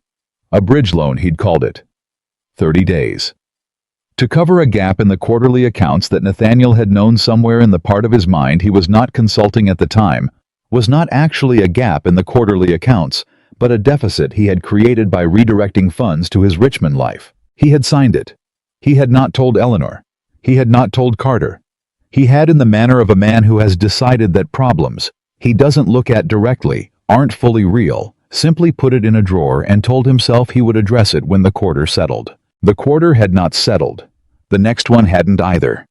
And Drummond, who was exactly the kind of man who kept careful track of exactly these things, had waited with the patience of someone who understood that compounding interest and escalating legal leverage were more reliable than confrontation. 30 days became 18 months, Eleanor said. It was not a question. Yes. And the amount? He told her. She closed her eyes for exactly 2 seconds, then opened them. That's manageable, she said. It's not what it could have been. She looked at the papers in her hand. Drummond is claiming estate liability, which he doesn't have. The note is in your personal name. Carter can argue personal obligations separate from estate assets. The court hold is aggressive, but it's not, it can be challenged. I know, Nathaniel said. I have documentation from the Richmond merchant who witnessed the signing. He can confirm the terms as stated. Drummond has altered the repayment language, I'm certain of it. The original note specified 30 days with a fixed rate. What he filed with the court has a compounding structure that wasn't in the document I signed. Eleanor's eyes sharpened. He altered the document. That's my belief. I can't prove it yet. But the witness was a man named Henry Carver, dry goods merchant on Broad Street. He was there. He'll remember the terms. She was quiet for a moment. The gate was still only open by the width of a person. Neither of them had moved. You remembered his name, she said. I remember everything now, he said. Like I told Thomas. The problem with paying attention is that you start remembering things you can't afford to have forgotten.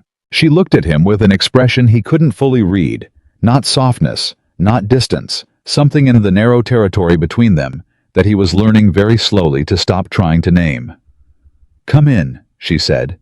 She stepped back. We need to work. He followed her through the gate. He had not been inside it since the morning he left. They worked in the east parlor, the room Eleanor used as her office. Not the formal parlor his mother had maintained for guests, but the working room with account books stacked on every flat surface, and Carter's correspondence organized in neat piles, and a map of the estate properties pinned to the wall with notes in Eleanor's handwriting annotating each parcel. She sat across the table from him for the first time in 3 months and spread the estate documents between them, and they worked. And it was nothing like the conversations he had rehearsed in his boarding house room, and everything like the early years of their marriage when they had sat across tables in exactly this way and been without either of them fully recognizing it good partners. He told her everything he remembered about the Drummond note. She wrote it down with the precise shorthand of someone who had learned to capture information quickly. She asked questions, sharp, specific, financially sophisticated questions, that told him she had been managing these kinds of problems for long enough that she recognized the shape of this one. Drummond has done this before, she said. Carter will know. He has a reputation for this specific method extend weight alter claim. Can we prove the alteration? Henry Carver's testimony is the key. She set down her pen. Can you get him to Richmond before the court date? 10 days, he said. I can have Carver's statement in Carter's hands in 10 days if I rides tomorrow. She looked at him directly. You're willing to ride to Richmond? I'll leave at dawn. He held her gaze. Eleanor, this is my debt.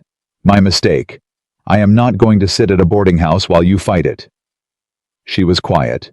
Then she said, You'll need a letter from Carter, establishing your authority to act on the estate's behalf in this matter. Since you're no longer the primary trustee, Drummond's lawyers will challenge your standing otherwise. Will Carter write it? I'll ask him to. She looked down at the papers. I'll ask him tonight. I understood what that meant. She was giving him something, not forgiveness, not the gate opened wide, but something real and specific and earned. She was treating him as a person whose action mattered, as a partner in a problem, even a problem he had created. Thank you, he said. She didn't answer right away. Then, don't thank me, fix it. Carter arrived 2 hours later, rode straight to the manor when he received Eleanor's message and spent the first 15 minutes in the east parlor going through the documents with the focused intensity of a man who had spent the better part of the day in a courthouse learning the shape of the problem and was now grateful to have people who could help him address it. He looked at Nathaniel across the table. You're certain Carver was present? Certain. And you're certain the repayment language was altered? I kept a copy. Nathaniel reached into his coat pocket and placed a folded paper on the table. I took it out of the drawer I'd been not looking at for 18 months, 3 months ago when I started going through everything. I kept it because I didn't know what it meant at the time, but it didn't match my memory of the agreement. Carter unfolded it. He read it. His expression did not change, but something behind his eyes went very still. This is materially different from what he filed, Carter said quietly. Yes. Carter looked at Eleanor, then back at Nathaniel. This is fraud, not an aggressive legal strategy. Fraud. I know. If Carver confirms the original terms, he will. Then Drummond doesn't just lose the claim, he faces criminal exposure. Carter folded the paper back. Why did you keep this? Nathaniel looked at the document in Carter's hand. Because even when I was at my worst, he said slowly, I knew something felt wrong about it. I just wasn't in a state of mind where I was willing to look at things that felt wrong. He paused. I'm in that state of mind now. The room was quiet. Then Eleanor said to Carter, write the letter of authority. He rides at dawn. Carter looked at her for a moment, the look of a man who had watched two people from a professional distance for years and was adjusting something in his understanding of what he was seeing. Yes, he said. I'll write it tonight. Nathaniel rode to Richmond the next morning and was back in 9 days. He came back with Henry Carver's signed statement, notarized before a Richmond magistrate, confirming the original terms of the promissory note in precise and unambiguous language that made Drummond's filed version look exactly like what it was. He also came back with 3 additional witness statements, men who had been in Drummond's orbit long enough to have their own grievances, who had been waiting for someone to give them legal cover to say what they knew. Carter had suggested the night before Nathaniel left that if Drummond had done this before, there would be others. Nathaniel had found them. He arrived at Carter's office on a Thursday afternoon, dusty from the road, and placed the documents on the desk. Carter read through them without speaking. You found 4 witnesses, he said at last. Carver plus 3 others, all signed, all notarized. Drummond's lawyers are going to fold, Carter said. This isn't a negotiation anymore. This is... He shook his head. You did this in 9 days. I had a reason to move fast, Nathaniel said. Carter looked at him over the documents. She's still managing the estate. I know. She didn't stop working while you were gone. She's been here every day. He paused. She asked me on Wednesday, she asked whether you had sent word from Richmond. Nathaniel stopped. She asked about me. She asked whether you had sent word. Carter repeated carefully. Whether the Carver meeting had gone as expected. Whether the timeline was holding. He set down the documents. She asked practically, but she asked. Nathaniel sat down. He had been in Richmond for 9 days, sleeping in a cramped inn room, chasing down witnesses, working with the controlled urgency of a man who understood that every day the court hold remained in place was a day Eleanor couldn't pay wages or fulfill contracts. He had been focused entirely on the task, not on what the task might mean, not on whether doing it constituted something beyond fixing a problem he had caused. She asked, he said again quietly. Practically, Carter said firmly. Then after a pause with less firmness, though I will say practical questions can carry more than they appear to. The court ruled 12 days later. Drummond's claim was dismissed. The altered document was entered into the official record as evidence of fraud. The Virginia court issued a formal censure and referred the matter to the county magistrate for criminal review. The estate hold was lifted completely with a letter of apology from the court clerk that Carter said was unusual enough to frame. Carter sent word to Sterling Manor first, then to the boarding house. Nathaniel received his letter, read it, sat with it for approximately 2 minutes, and then did something he hadn't done since the summer began. He went to the manor gate and rang the bell and asked Thomas when he appeared to tell Mrs. Sterling that the matter was resolved and that he was there if she wanted to know the details, and that he had no other business and would not intrude if she was occupied. He waited. Thomas came back in 4 minutes. Mrs. Sterling will see you in the east parlor, sir. And then, for the first time since a June morning when he had stood at this gate with dust on his coat and a legal document in his hand, Thomas unlocked the chain. The gate swung open, not as wide as it used to open when he lived here. Just enough. But enough. Eleanor was standing when he came in, not sitting, the posture of someone who had arranged themselves for a conversation rather than settling in for a long one. She had the court letter already in her hand. Carter must have sent a rider to the manor and the boarding house simultaneously. Carter's letter came an hour ago, she said. Mine came this morning. She set the letter down on the table. 4 witnesses. You found 4 witnesses in 9 days. Drummond had been doing this for years, Nathaniel said. People were waiting for someone to make it safe to say so. You made it safe. Carter's legal framework made it safe. I just found the people. She looked at him steadily. You could have sent someone else, a hired agent. Carter could have arranged it. I know. Why did you go yourself? Howe was quiet for a moment. Not because he didn't know the answer, but because he wanted to say it correctly. Not in the way that asked for something back. Not in the way that performed emotion for effect, but in the plain, honest language of a man who had spent 3 months learning that plain honesty was the only currency with actual value. Because it was my debt, he said. My error. My name on the document. He met her eyes. And because you have been cleaning up after my errors for 3 years, and I decided in June that I was done letting you do that alone. Even for the ones I can't undo. The ones I can address, I'm going to address. Myself. In person. Whatever it takes. She looked at him for a long time. Sit down, Nathaniel, she said. They sat across from each other at the east parlor table, and outside the windows, the September light was doing what September light does in Virginia, going gold and long and slightly melancholy. The way it does when summer is ending and the year is beginning to mean something different. Margaret told me, Eleanor said, about the Aldridge inquiry. He had known she would eventually. He hadn't brought it up himself because it wasn't his to bring. Yes. She shouldn't have told you. She thought I should know the shape of things. He paused. She was right. Eleanor folded her hands on the table. It was a gesture he remembered, the particular way she composed herself when she was about to say something she had thought through carefully. I didn't encourage him, Mr. Aldridge. I haven't responded to the inquiry. You don't owe me an explanation for that. I know I don't. She looked at him directly. I'm telling you because I want to be honest with you. Because honesty it's the only thing that makes any of this make sense to me right now. She paused. I didn't encourage him because I'm not. I haven't decided anything about any of it. And I don't think it's honest to allow a man to invest interest in a situation that isn't settled. The room was very quiet. Is it settling? Nathaniel asked. His voice came out lower than he intended. The situation. She looked at him, and he could see it again. The thing that had moved through her eyes at the gate 3 months ago, too fast to name.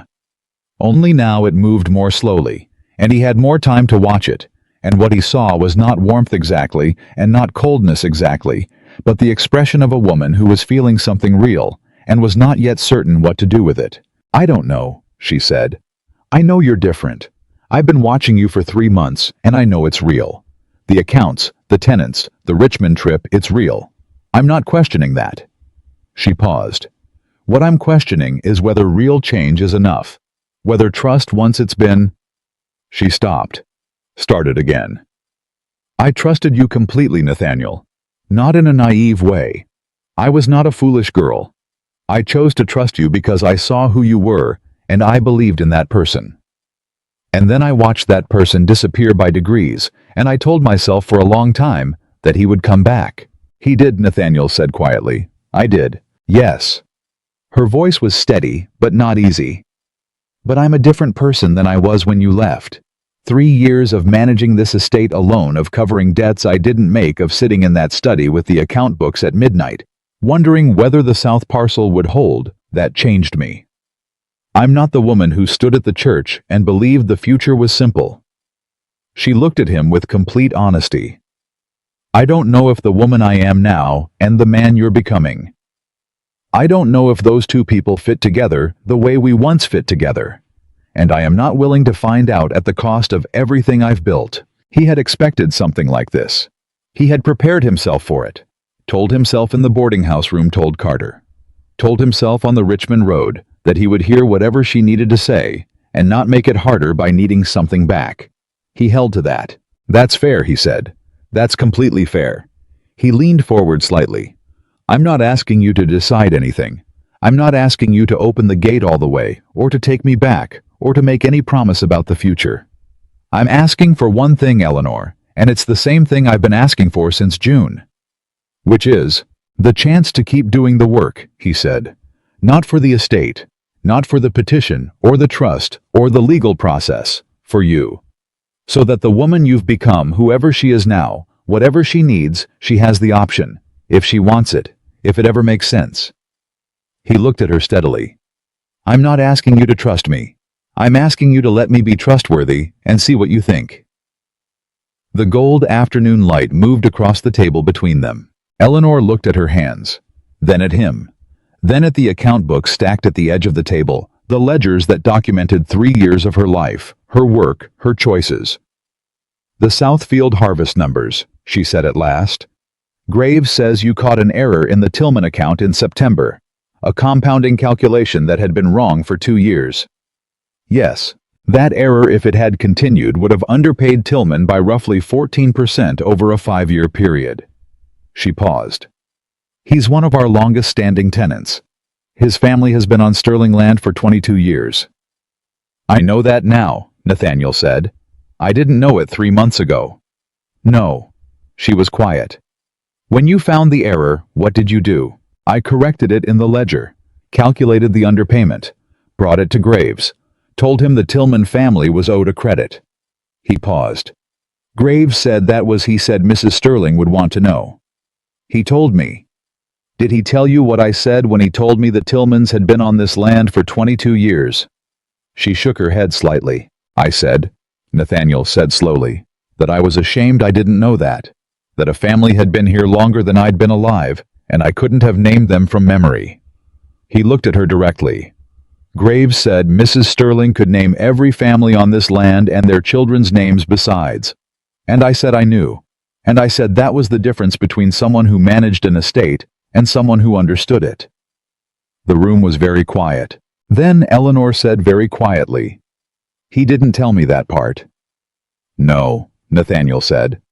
I didn't ask him to. She stood up from the table, not abruptly, with the deliberateness of someone who needed to move to do something with the weight of the moment. She walked to the window, stood there for a moment with her back to him. The petition review, she said. Carter says you've been building the documentation. Yes, the 2-year minimum. She turned around. You've been at it since June, which means the earliest possible petition date is next June. That's correct. And the process requires my presence at the council review, not my support, my presence. Yes. She looked at him with an expression he finally had a word for. It was not warmth, and it was not cold, and it was not undecided. It was considering. The expression of a woman who was genuinely carefully, with full intelligence and full awareness of what was at stake, considering. I will be there, she said. At the council review, when the time comes. I am not going to let 2 years of genuine work be dismissed because I refuse to show up. She paused. That is not a promise about the future, Nathaniel. It is not a door opened. It is... She searched for the word. It is what's fair, and I have always tried to do what's fair even when it was difficult. He stood up. He didn't move toward her. He just stood. Thank you, he said. And then, because he had promised himself honesty, I know what that cost you to say. Yes, she agreed. You would. Now. She picked up the court letter from the table. The Drummond matter is settled. The estate accounts are clear. I'll need you to meet with Carter next week to sign off on the personal debt resolution. It needs to be formally separated from the estate record. I'll be there. And the October harvest accounts, Graves says you're ready to handle the full yield documentation this season. He wouldn't say that if he didn't mean it. Graves doesn't say things he doesn't mean. Neither do you, Nathaniel said.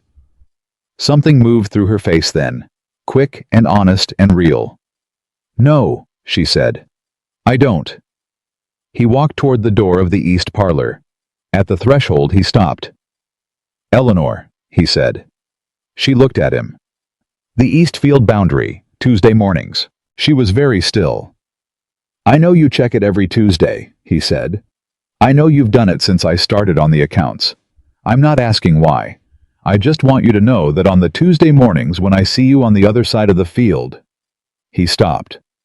Those are the mornings I do the best work. He walked out. Behind him in the east, parlor in the gold.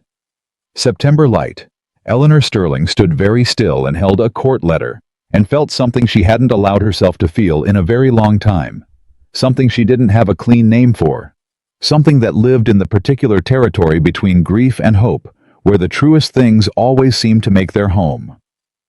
She stood there for a long moment. Then she sat back down at the table and opened the account book and went back to work. Ta-tang! October brought the full harvest, and with it the busiest season Sterling Manor had seen in 3 years. Nathaniel worked alongside Graves through all of it.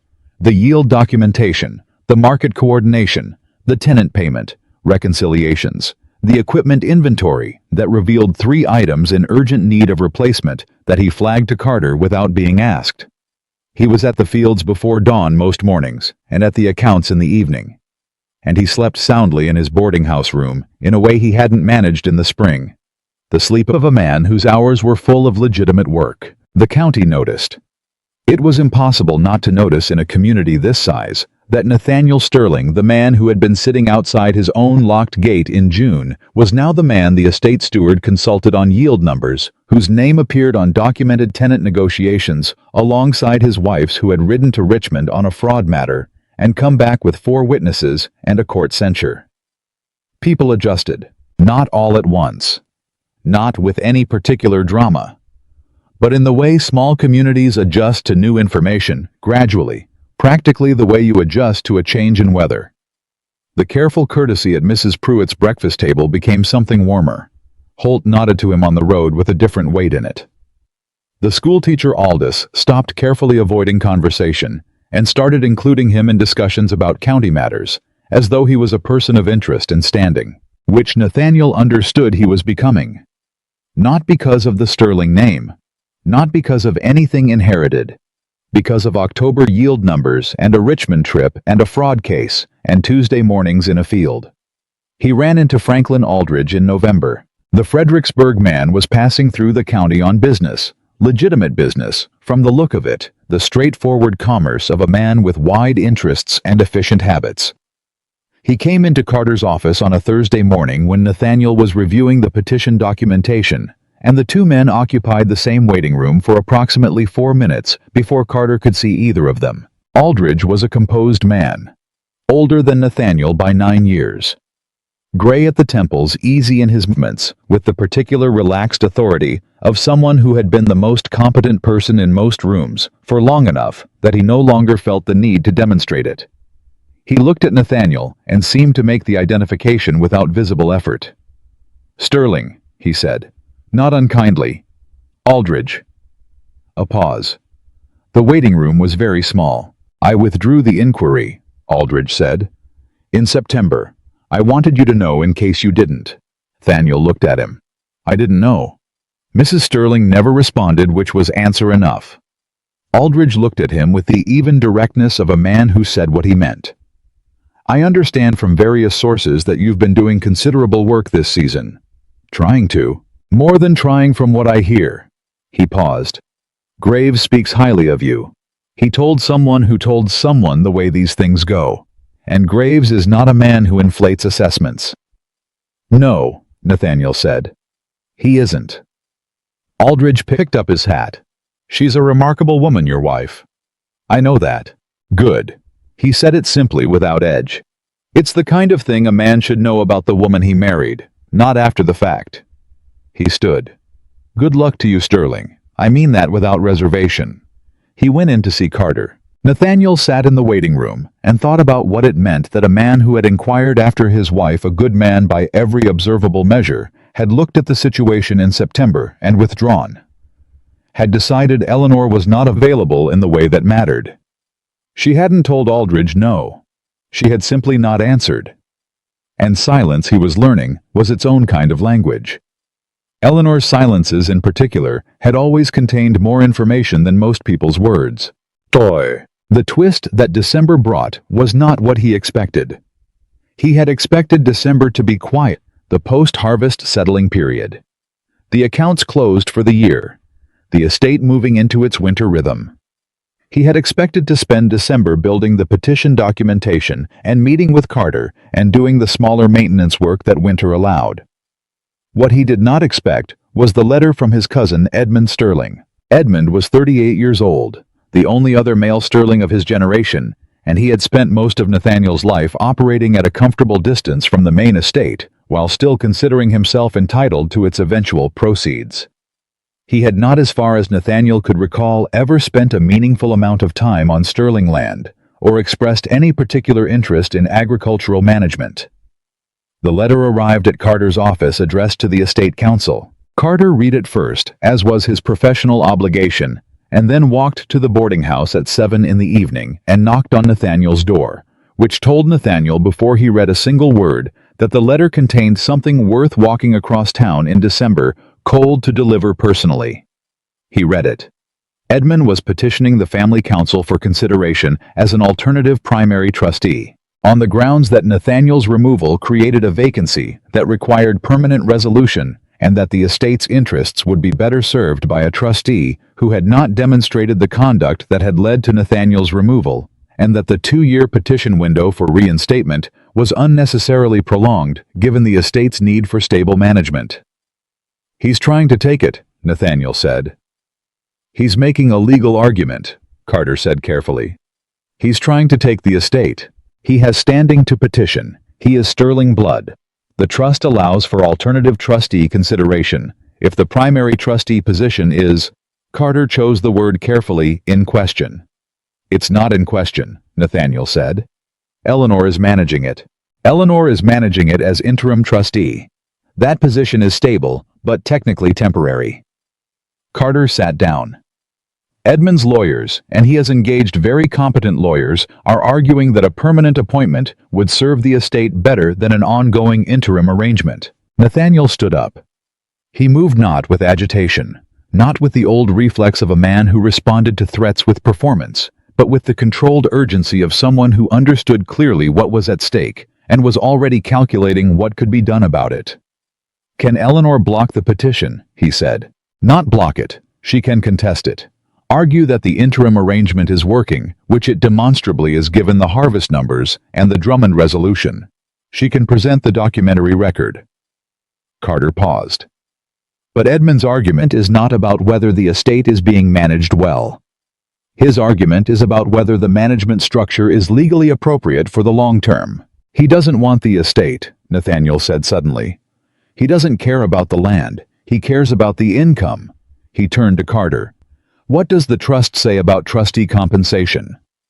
Carter was still for a moment. Then he reached into his briefcase and pulled out a document. 20 minutes later, Nathaniel had his answer. The trust's trustee compensation clause, written in his grandfather's era, updated by his father, provided the primary trustee with a percentage of annual estate income.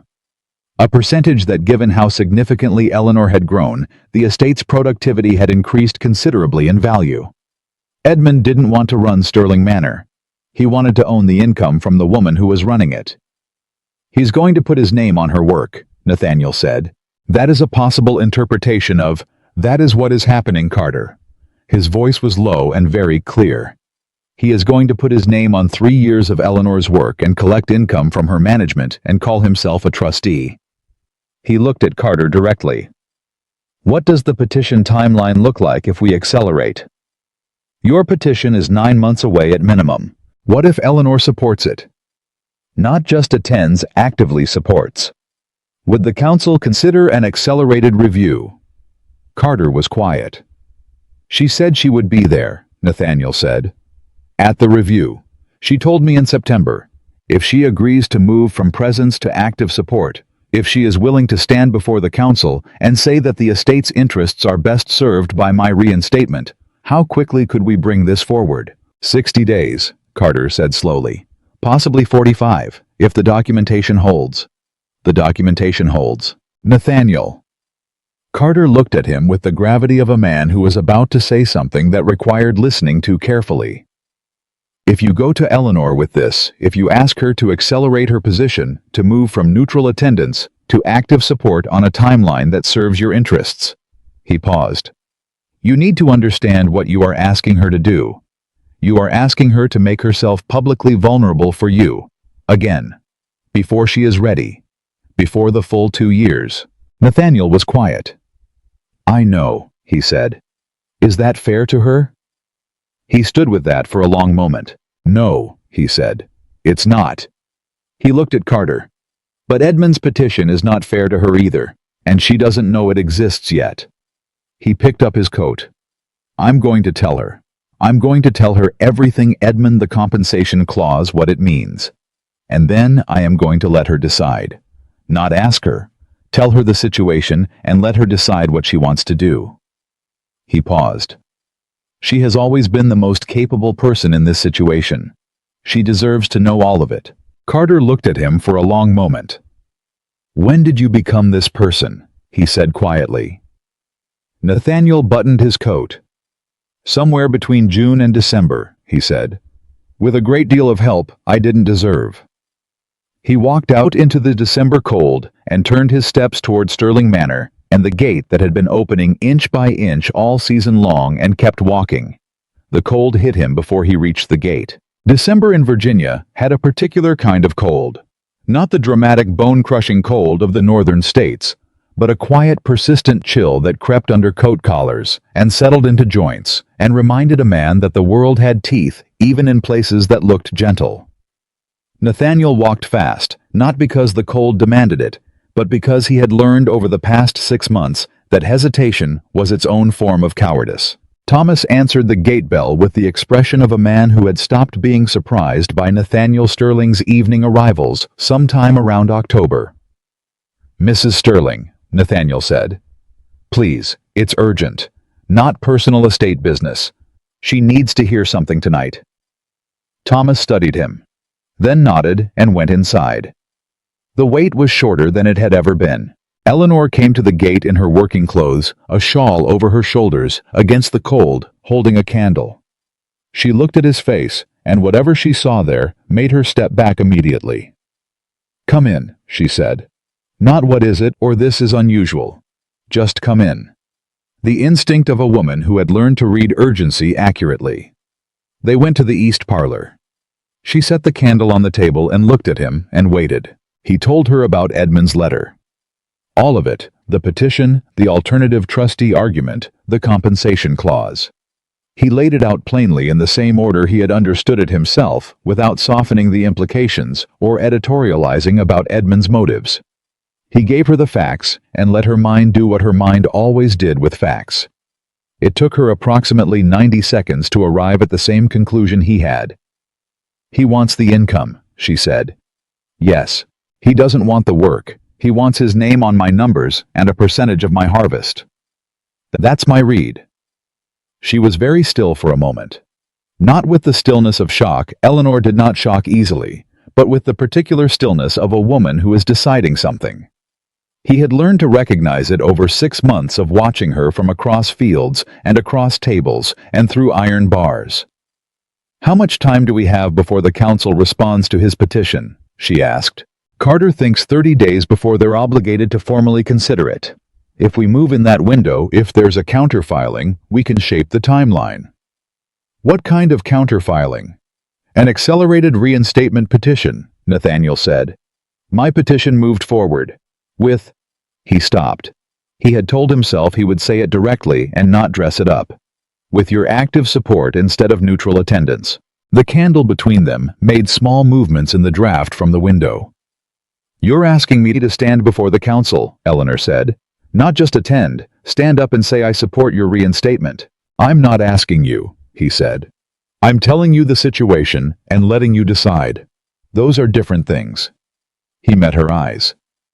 If you decide that an accelerated petition is not something you can support, not yet, not in 45 days, I will find another way to address Edmund's petition. I am not going to put you in a position where you're choosing between your own readiness and the estate's protection. That is not a choice you should have to make because of my mistakes. She looked at him for a long time. But you believe the reinstatement is the cleanest solution, she said. I believe you deserve to have your name on your work, he said. I believe you deserve to be the one who decides what happens to this estate, not Edmund, not the council, not me. You've run it for 3 years.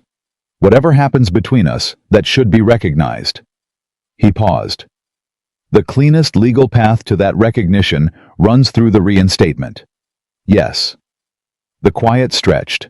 Then Eleanor said, I need to think. Take the time you need. I mean tonight, she said. I need an hour. She came back in 50 minutes. She sat down across from him at the East Parlor table, the same table where they had worked the Drummond matter, where she had first said, do what you must. I will manage, where they had sat across from each other, like the partners they had been, and the partners they were still somehow tentatively becoming again. I spoke with Margaret, she said. She was already here. She came for supper and stayed. I told her everything. What did she say? Eleanor almost smiled. She said, and I am quoting precisely because Margaret is precise, if you let Edmund Sterling put his name on your harvest numbers, I will never forgive you, and I am a woman who keeps her word. Something loosened in Nathaniel's chest. She's not wrong. She is almost never wrong. Eleanor folded her hands on the table. I also spoke with Graves. He was in the kitchen. He'd come to drop off the final November account summary. She paused. I asked him what he thought the council would make of the petition documentation. What did he say? He said, the documentation is the strongest I've seen in 15 years of Sterling land management, and I have seen the whole of it. She looked at Nathaniel directly. He meant yours. The work you've done since June. Nathaniel was quiet. And then I sat by myself for 20 minutes, Eleanor said, and I thought about the woman who stood at this gate in June and said knowing what you lost is not the same as deserving to have it returned. She paused. I still believe that. I want you to know that hasn't changed. I know it hasn't, but I also think. She stopped, started again with the careful honesty of someone speaking a true thing for the first time. I think the woman who said that was protecting herself, which was right, which was necessary. But I've been protecting myself for 6 months, while also watching you become someone I don't entirely recognize from the man who left. She looked at him. And at some point protection becomes its own kind of wall. And I have spent enough years on the wrong side of walls to know I don't want to build one myself. The candle flame moved. Eleanor, he said. His voice came out rough at the edges. I will stand before the council, she said. I will support the reinstatement. Not because Edmund pushed us to it. Not because the timeline forced my hand. She held his gaze steadily. Because it is what I believe is right. And because... She stopped, swallowed once. Because I have watched you every Tuesday morning in that East Field, and I have read Graves's reports, and I read Carter's documentation, and I know what I know. I know good work when I see it. I know real change when I watch it. She looked at her hands briefly, then back at him. I know who you are becoming, and I am choosing to believe in that person. The room was completely silent. That is not a guarantee, she said. Of anything. Of where we end up. Of what this means for us beyond the estate. I know, he said. It is a beginning, if you want it to be. He reached across the table. Not to take her hand, he stopped short of that. He placed his hand on the table near hers, an inch of space between them, and looked at her. I want it to be, he said. She looked at his hand, then at him. Then she placed her hand over his. 1 second. 2. Warm and real and nothing like performance. Then she withdrew it and picked up this candle and said in her perfectly composed voice, We need to tell Carter tonight. He'll want to file before Edmund's lawyers have the morning. And just like that, they were both moving toward the door, toward the hall, toward Carter, and the petition, and the machinery of the thing that needed doing. And Nathaniel followed her and felt something he did not have a word for. Something that wasn't happiness exactly, because it was too careful and too new and too aware of its own fragility, but that was alive in a way nothing had been alive in him for years. Carter's light was still on. The man kept extraordinary hours, which Nathaniel had come to understand was not a professional eccentricity, but a personal philosophy. Carter believed that things that needed doing did not improve from being left until morning. He opened the door at their knock, looked at the two of them standing together on his step for the first time since any of this had begun, and said nothing for a moment. Then, come in. They told him Eleanor's decision. He listened without interrupting, which was how Carter always listened, with the focused stillness of a man building a legal argument in real time. When they finished, he was quiet for exactly the amount of time it took him to complete the structure in his mind. 40 days, he said. I need 40 days to build the counterfiling and prepare the council presentation. Can you give me 40 days? Yes, Eleanor said. The documentation will stand, Carter said to Nathaniel. I want you to know that clearly. What you've built since June, the accounts, the tenant records, the Drummond resolution, the witness work, it will stand. The council will not find a weak case. I know, Nathaniel said. Carter looked at both of them. I've been practicing law for 20 years, he said. I have filed a great many petitions. I have seen reinstatements and removals and every variety of family complexity that estate law produces. He paused. I have never filed a petition that I believed in more than this one. Eleanor looked at him. Because of the documentation. Because of the reason for it, Carter said simply. The 40 days passed with the focused intensity of a people doing something that mattered under a deadline that meant it. Carter built the counterfiling with the methodical care of someone who understood that every word in a legal document either helped or didn't, and who was not willing to include anything that didn't help. Nathaniel provided documentation, answered questions, rode back to two of the Richmond witnesses for supplemental statements that strengthened the timeline of his changed conduct. Eleanor prepared the estate's financial summary, 3 years of her numbers laid out with the clarity and precision that had always characterized her work, demonstrating beyond any reasonable argument that Sterling Manor was not in need of a new trustee. It was in need of the right one. Edmund Sterling made exactly one attempt to speak with Nathaniel directly. It happened on the third week of January, outside Carter's office, on a cold morning, when Edmund had apparently miscalculated either Nathaniel's schedule or his own legal team's advice. He was a tall man, Edmund taller than Nathaniel by an inch, with the particular social ease of someone who had spent his life being the most charming person in whatever room required least of him. Cousin Edmund said, with the warmth of a man who believed warmth was a kind of currency he could spend freely. Edmund. Nathaniel stopped. He did not extend his hand. Something shifted in Edmund's face, the fractional recalibration of a man encountering unexpected resistance. I hope you understand that my petition is nothing personal. It's purely about the estate's stability. I understand perfectly what it's about, Nathaniel said. Your situation it's complicated, Nathaniel. Surely you can see that from the outside the estate needs. The estate, Nathaniel said, had its best harvest in 7 years. Its debt is cleared. Its tenant agreements are restructured and equitable. Its Richmond market contracts are the strongest in the county. He looked at Edmund with the complete steadiness of a man who had learned over 7 months that clarity was more powerful than anger. All of that happened while I was not the trustee. It happened because Eleanor ran this estate with more competence than anyone in this county has managed in a generation. What the estate does not need, Edmund, is your name on her work. Edmund stared at him. You should speak with your lawyers, Nathaniel said. Today. Tell them the documentation they'll be facing in that council room. He picked up his coat. Good morning. He walked past him and into Carter's office and did not look back. Carter, who had heard everything through the thin office wall, said nothing when Nathaniel came in. He simply poured 2 cups of coffee and pushed one across the desk. The council meeting was held on a Thursday in February in the county courthouse meeting room with 5 members of the extended Sterling family trust present. Carter, representing the estate, and Edmund's lawyers seated at the opposite table, with the slightly tighter expressions of people who had reviewed the documentation and understood the shape of what they were walking into. Eleanor sat beside Carter. Nathaniel sat on her other side. They had not discussed the seating arrangement. It had simply happened naturally, the way things happened between 2 people who had been finding their way back to each other, 1 careful inch at a time. The council chairman, a distant Sterling cousin named Albright, a dry and precise man who had held the position for 12 years, opened the proceedings and read the formal statement of the case. Edmund's petition, the counter-filing, the request for accelerated reinstatement review. Then he looked at Eleanor.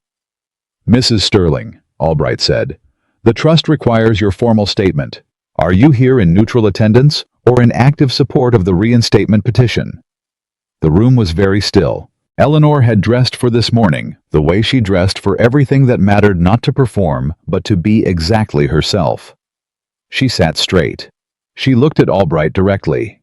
She did not look at Nathaniel, though he was 12 inches to her left, and she did not look at Edmund, though he was across the room. "Active support," she said, "fully and without reservation." Edmund's lead lawyer made a small movement with his pen. Albright nodded and made a notation. "Thank you, Mrs. Sterling. And on what basis do you offer that support?" Eleanor reached for the document in front of her. Her own document, prepared in her own words, in the clear and measured language of a woman who had spent 3 years learning exactly what she knew and what she was worth. She read for 20 minutes. She read the harvest numbers, the tenant restructurings, the Drummond resolution. She read Graves's formal attestation to Nathaniel's conduct and competence since June. She read the Eastfield account recovery, the Tillman error correction, the Richmond witness work. She read the documented record of a man who had made serious errors, understood what they cost, and spent 7 months becoming someone whose work could be verified and trusted. And then she set the document down and said in her own words, "I managed this estate alone for 3 years because I believed it was worth protecting. I still believe that. I support Nathaniel Sterling's reinstatement, not because he is my husband, and not because I am obligated to, and not because of any pressure from any direction. I support it because the record shows that he has earned it, and because I have watched him earn it with my own eyes since June." She paused. This estate was built by people who understood that a name is nothing without the work behind it. Nathaniel Sterling understands that now. Edmund Sterling has never been required to learn it. She looked at Albright. "The council should consider which kind of trustee this estate needs." The room was completely silent. Then Edmund's lead lawyer leaned over and said something quietly to his colleague, and his colleague wrote something on a paper, and they had a short murmured exchange, and then the lead lawyer looked at Albright and said, "The petitioner requests a brief recess to consult." Albright allowed it. The recess lasted 11 minutes. When Edmund's lawyers returned, they announced that Edmund Sterling was withdrawing his petition for alternative trusteeship, citing the strength of the counter-documentation and the primary trustee's clear and unambiguous position. Edmund himself said nothing. He looked at Nathaniel once, not with hostility, not with graciousness, with the carefully blanked expression of a man absorbing a defeat he had not adequately prepared for, and then he looked away and did not look back. Albright noted the withdrawal, reviewed the reinstatement documentation for an additional 40 minutes with the thorough precision of a man who understood his responsibility, asked Carter and Nathaniel a series of specific questions about the account frameworks and management protocols going forward, received clear and documented answers to every one of them, and then looked at the council members on either side of him. The vote was 4-1 in favor of reinstatement. The dissenting vote from a Sterling cousin named Mrs. Hargrove, who had not particularly liked Nathaniel before any of this started, and saw no compelling reason to change her position, was noted and recorded and did not alter the outcome. Carter shook Nathaniel's hand. Then he shook Eleanor's. "Well done," he said, to both of them equally. Outside the courthouse, in the February cold, with the white Virginia winter sitting over everything, and the sound of the county going about its business on the road, Eleanor and Nathaniel stood side by side for a moment without speaking. It was the first time they had been outside together, truly outside in a public place, without a gate between them, or a table between them, or a professional context around them, since before he had left. "It's done," she said. "It's done," he agreed. She pulled her shawl tighter. He watched her profile the line of her jaw, the particular composure she always carried, the thing behind her eyes that was not quite settled yet, but was no longer the guarded stillness of June. "What happens now?" she said. Not anxiously. Genuinely curious, the way a woman asks about a future she has decided to consider. He thought about the question seriously, because she deserved a serious answer. "Now I go back to work," he said. "The spring accounts are already building. Graves says the south parcel needs a decision on the rotation before April. The Tillman credit needs to be formally recorded in the New Year's ledger. He paused. And I would like if you're willing to start attending the tenant meetings. Not to take them over. To be there. To know the names. All of them. She looked at him. You want to know the names? I should have known them years ago. He held her gaze. I want to do things I should have done years ago. Not to compensate for the past. Because they're the right things to do, and this is the right life, and I don't want to miss any more of it. She was quiet for a moment. Then she said, the Holt family. James, his wife Ruth, and their children. Billy is 12. He's the one who brought you the water in June. There's also Clara, who is 9, and the youngest is Thomas, named after Thomas, who works the gate, Nathaniel said quietly. Eleanor looked at him with something in her face he hadn't seen since the early years. Something open. Something that had decided to risk being open. Yes, she said. Thomas, who works the gate. She paused. You knew. I'm learning to pay attention, he said. I told you. The problem with paying attention is that you start knowing things you can't afford not to know. The February cold moved between them and around them, and neither of them moved away from it. Come home, Eleanor said. 2 words. Plain and direct, the way Eleanor always said the truest things. He looked at her. Are you certain? He asked. I am not certain about everything, she said. I am not certain where we end up, or what it looks like, or how long it takes to build something that holds. But I am certain that I don't want to stand outside my own life any more than you wanted to stand outside this gate. She met his eyes without flinching. Come home. We'll figure out the rest from inside. He offered her his arm. She took it. They walked back toward Sterling Manor together in the February cold. The road they had both traveled separately for 7 months. Now traveled together.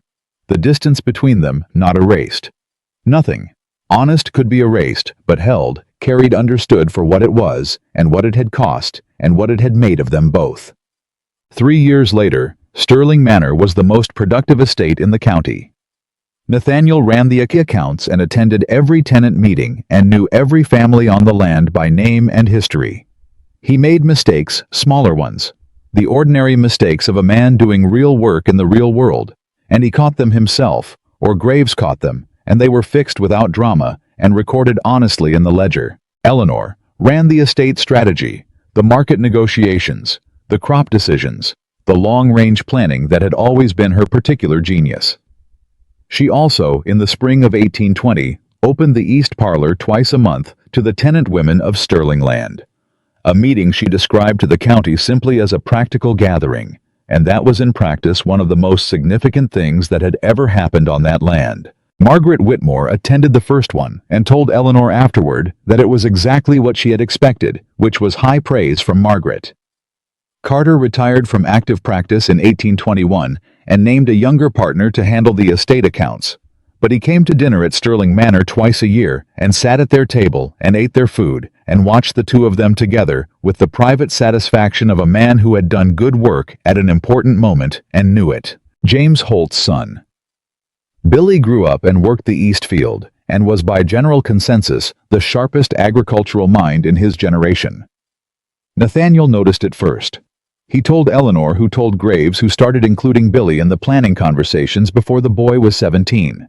No one was surprised, because Nathaniel Sterling had learned somewhere between a locked gate in June and a February courthouse and a 10,000 Tuesday mornings in an East Field that the most important work a person could do was to pay attention, to see what was actually in front of them, to recognize what was real and worth protecting before the cost of not protecting it became the whole shape of their life. He had learned it the hard way. The only way some lessons come through loss, through shame, through the long and unromantic business of becoming someone better than you were. And Eleanor had given him the one thing he hadn't deserved and couldn't have demanded and had no claim to except the claim of honest effort and genuine change. She had given him the chance to prove it. That was not a small thing. That was, in fact, everything. And on Tuesday mornings, when the Eastfield boundary needed checking, they walked it together side by side at the same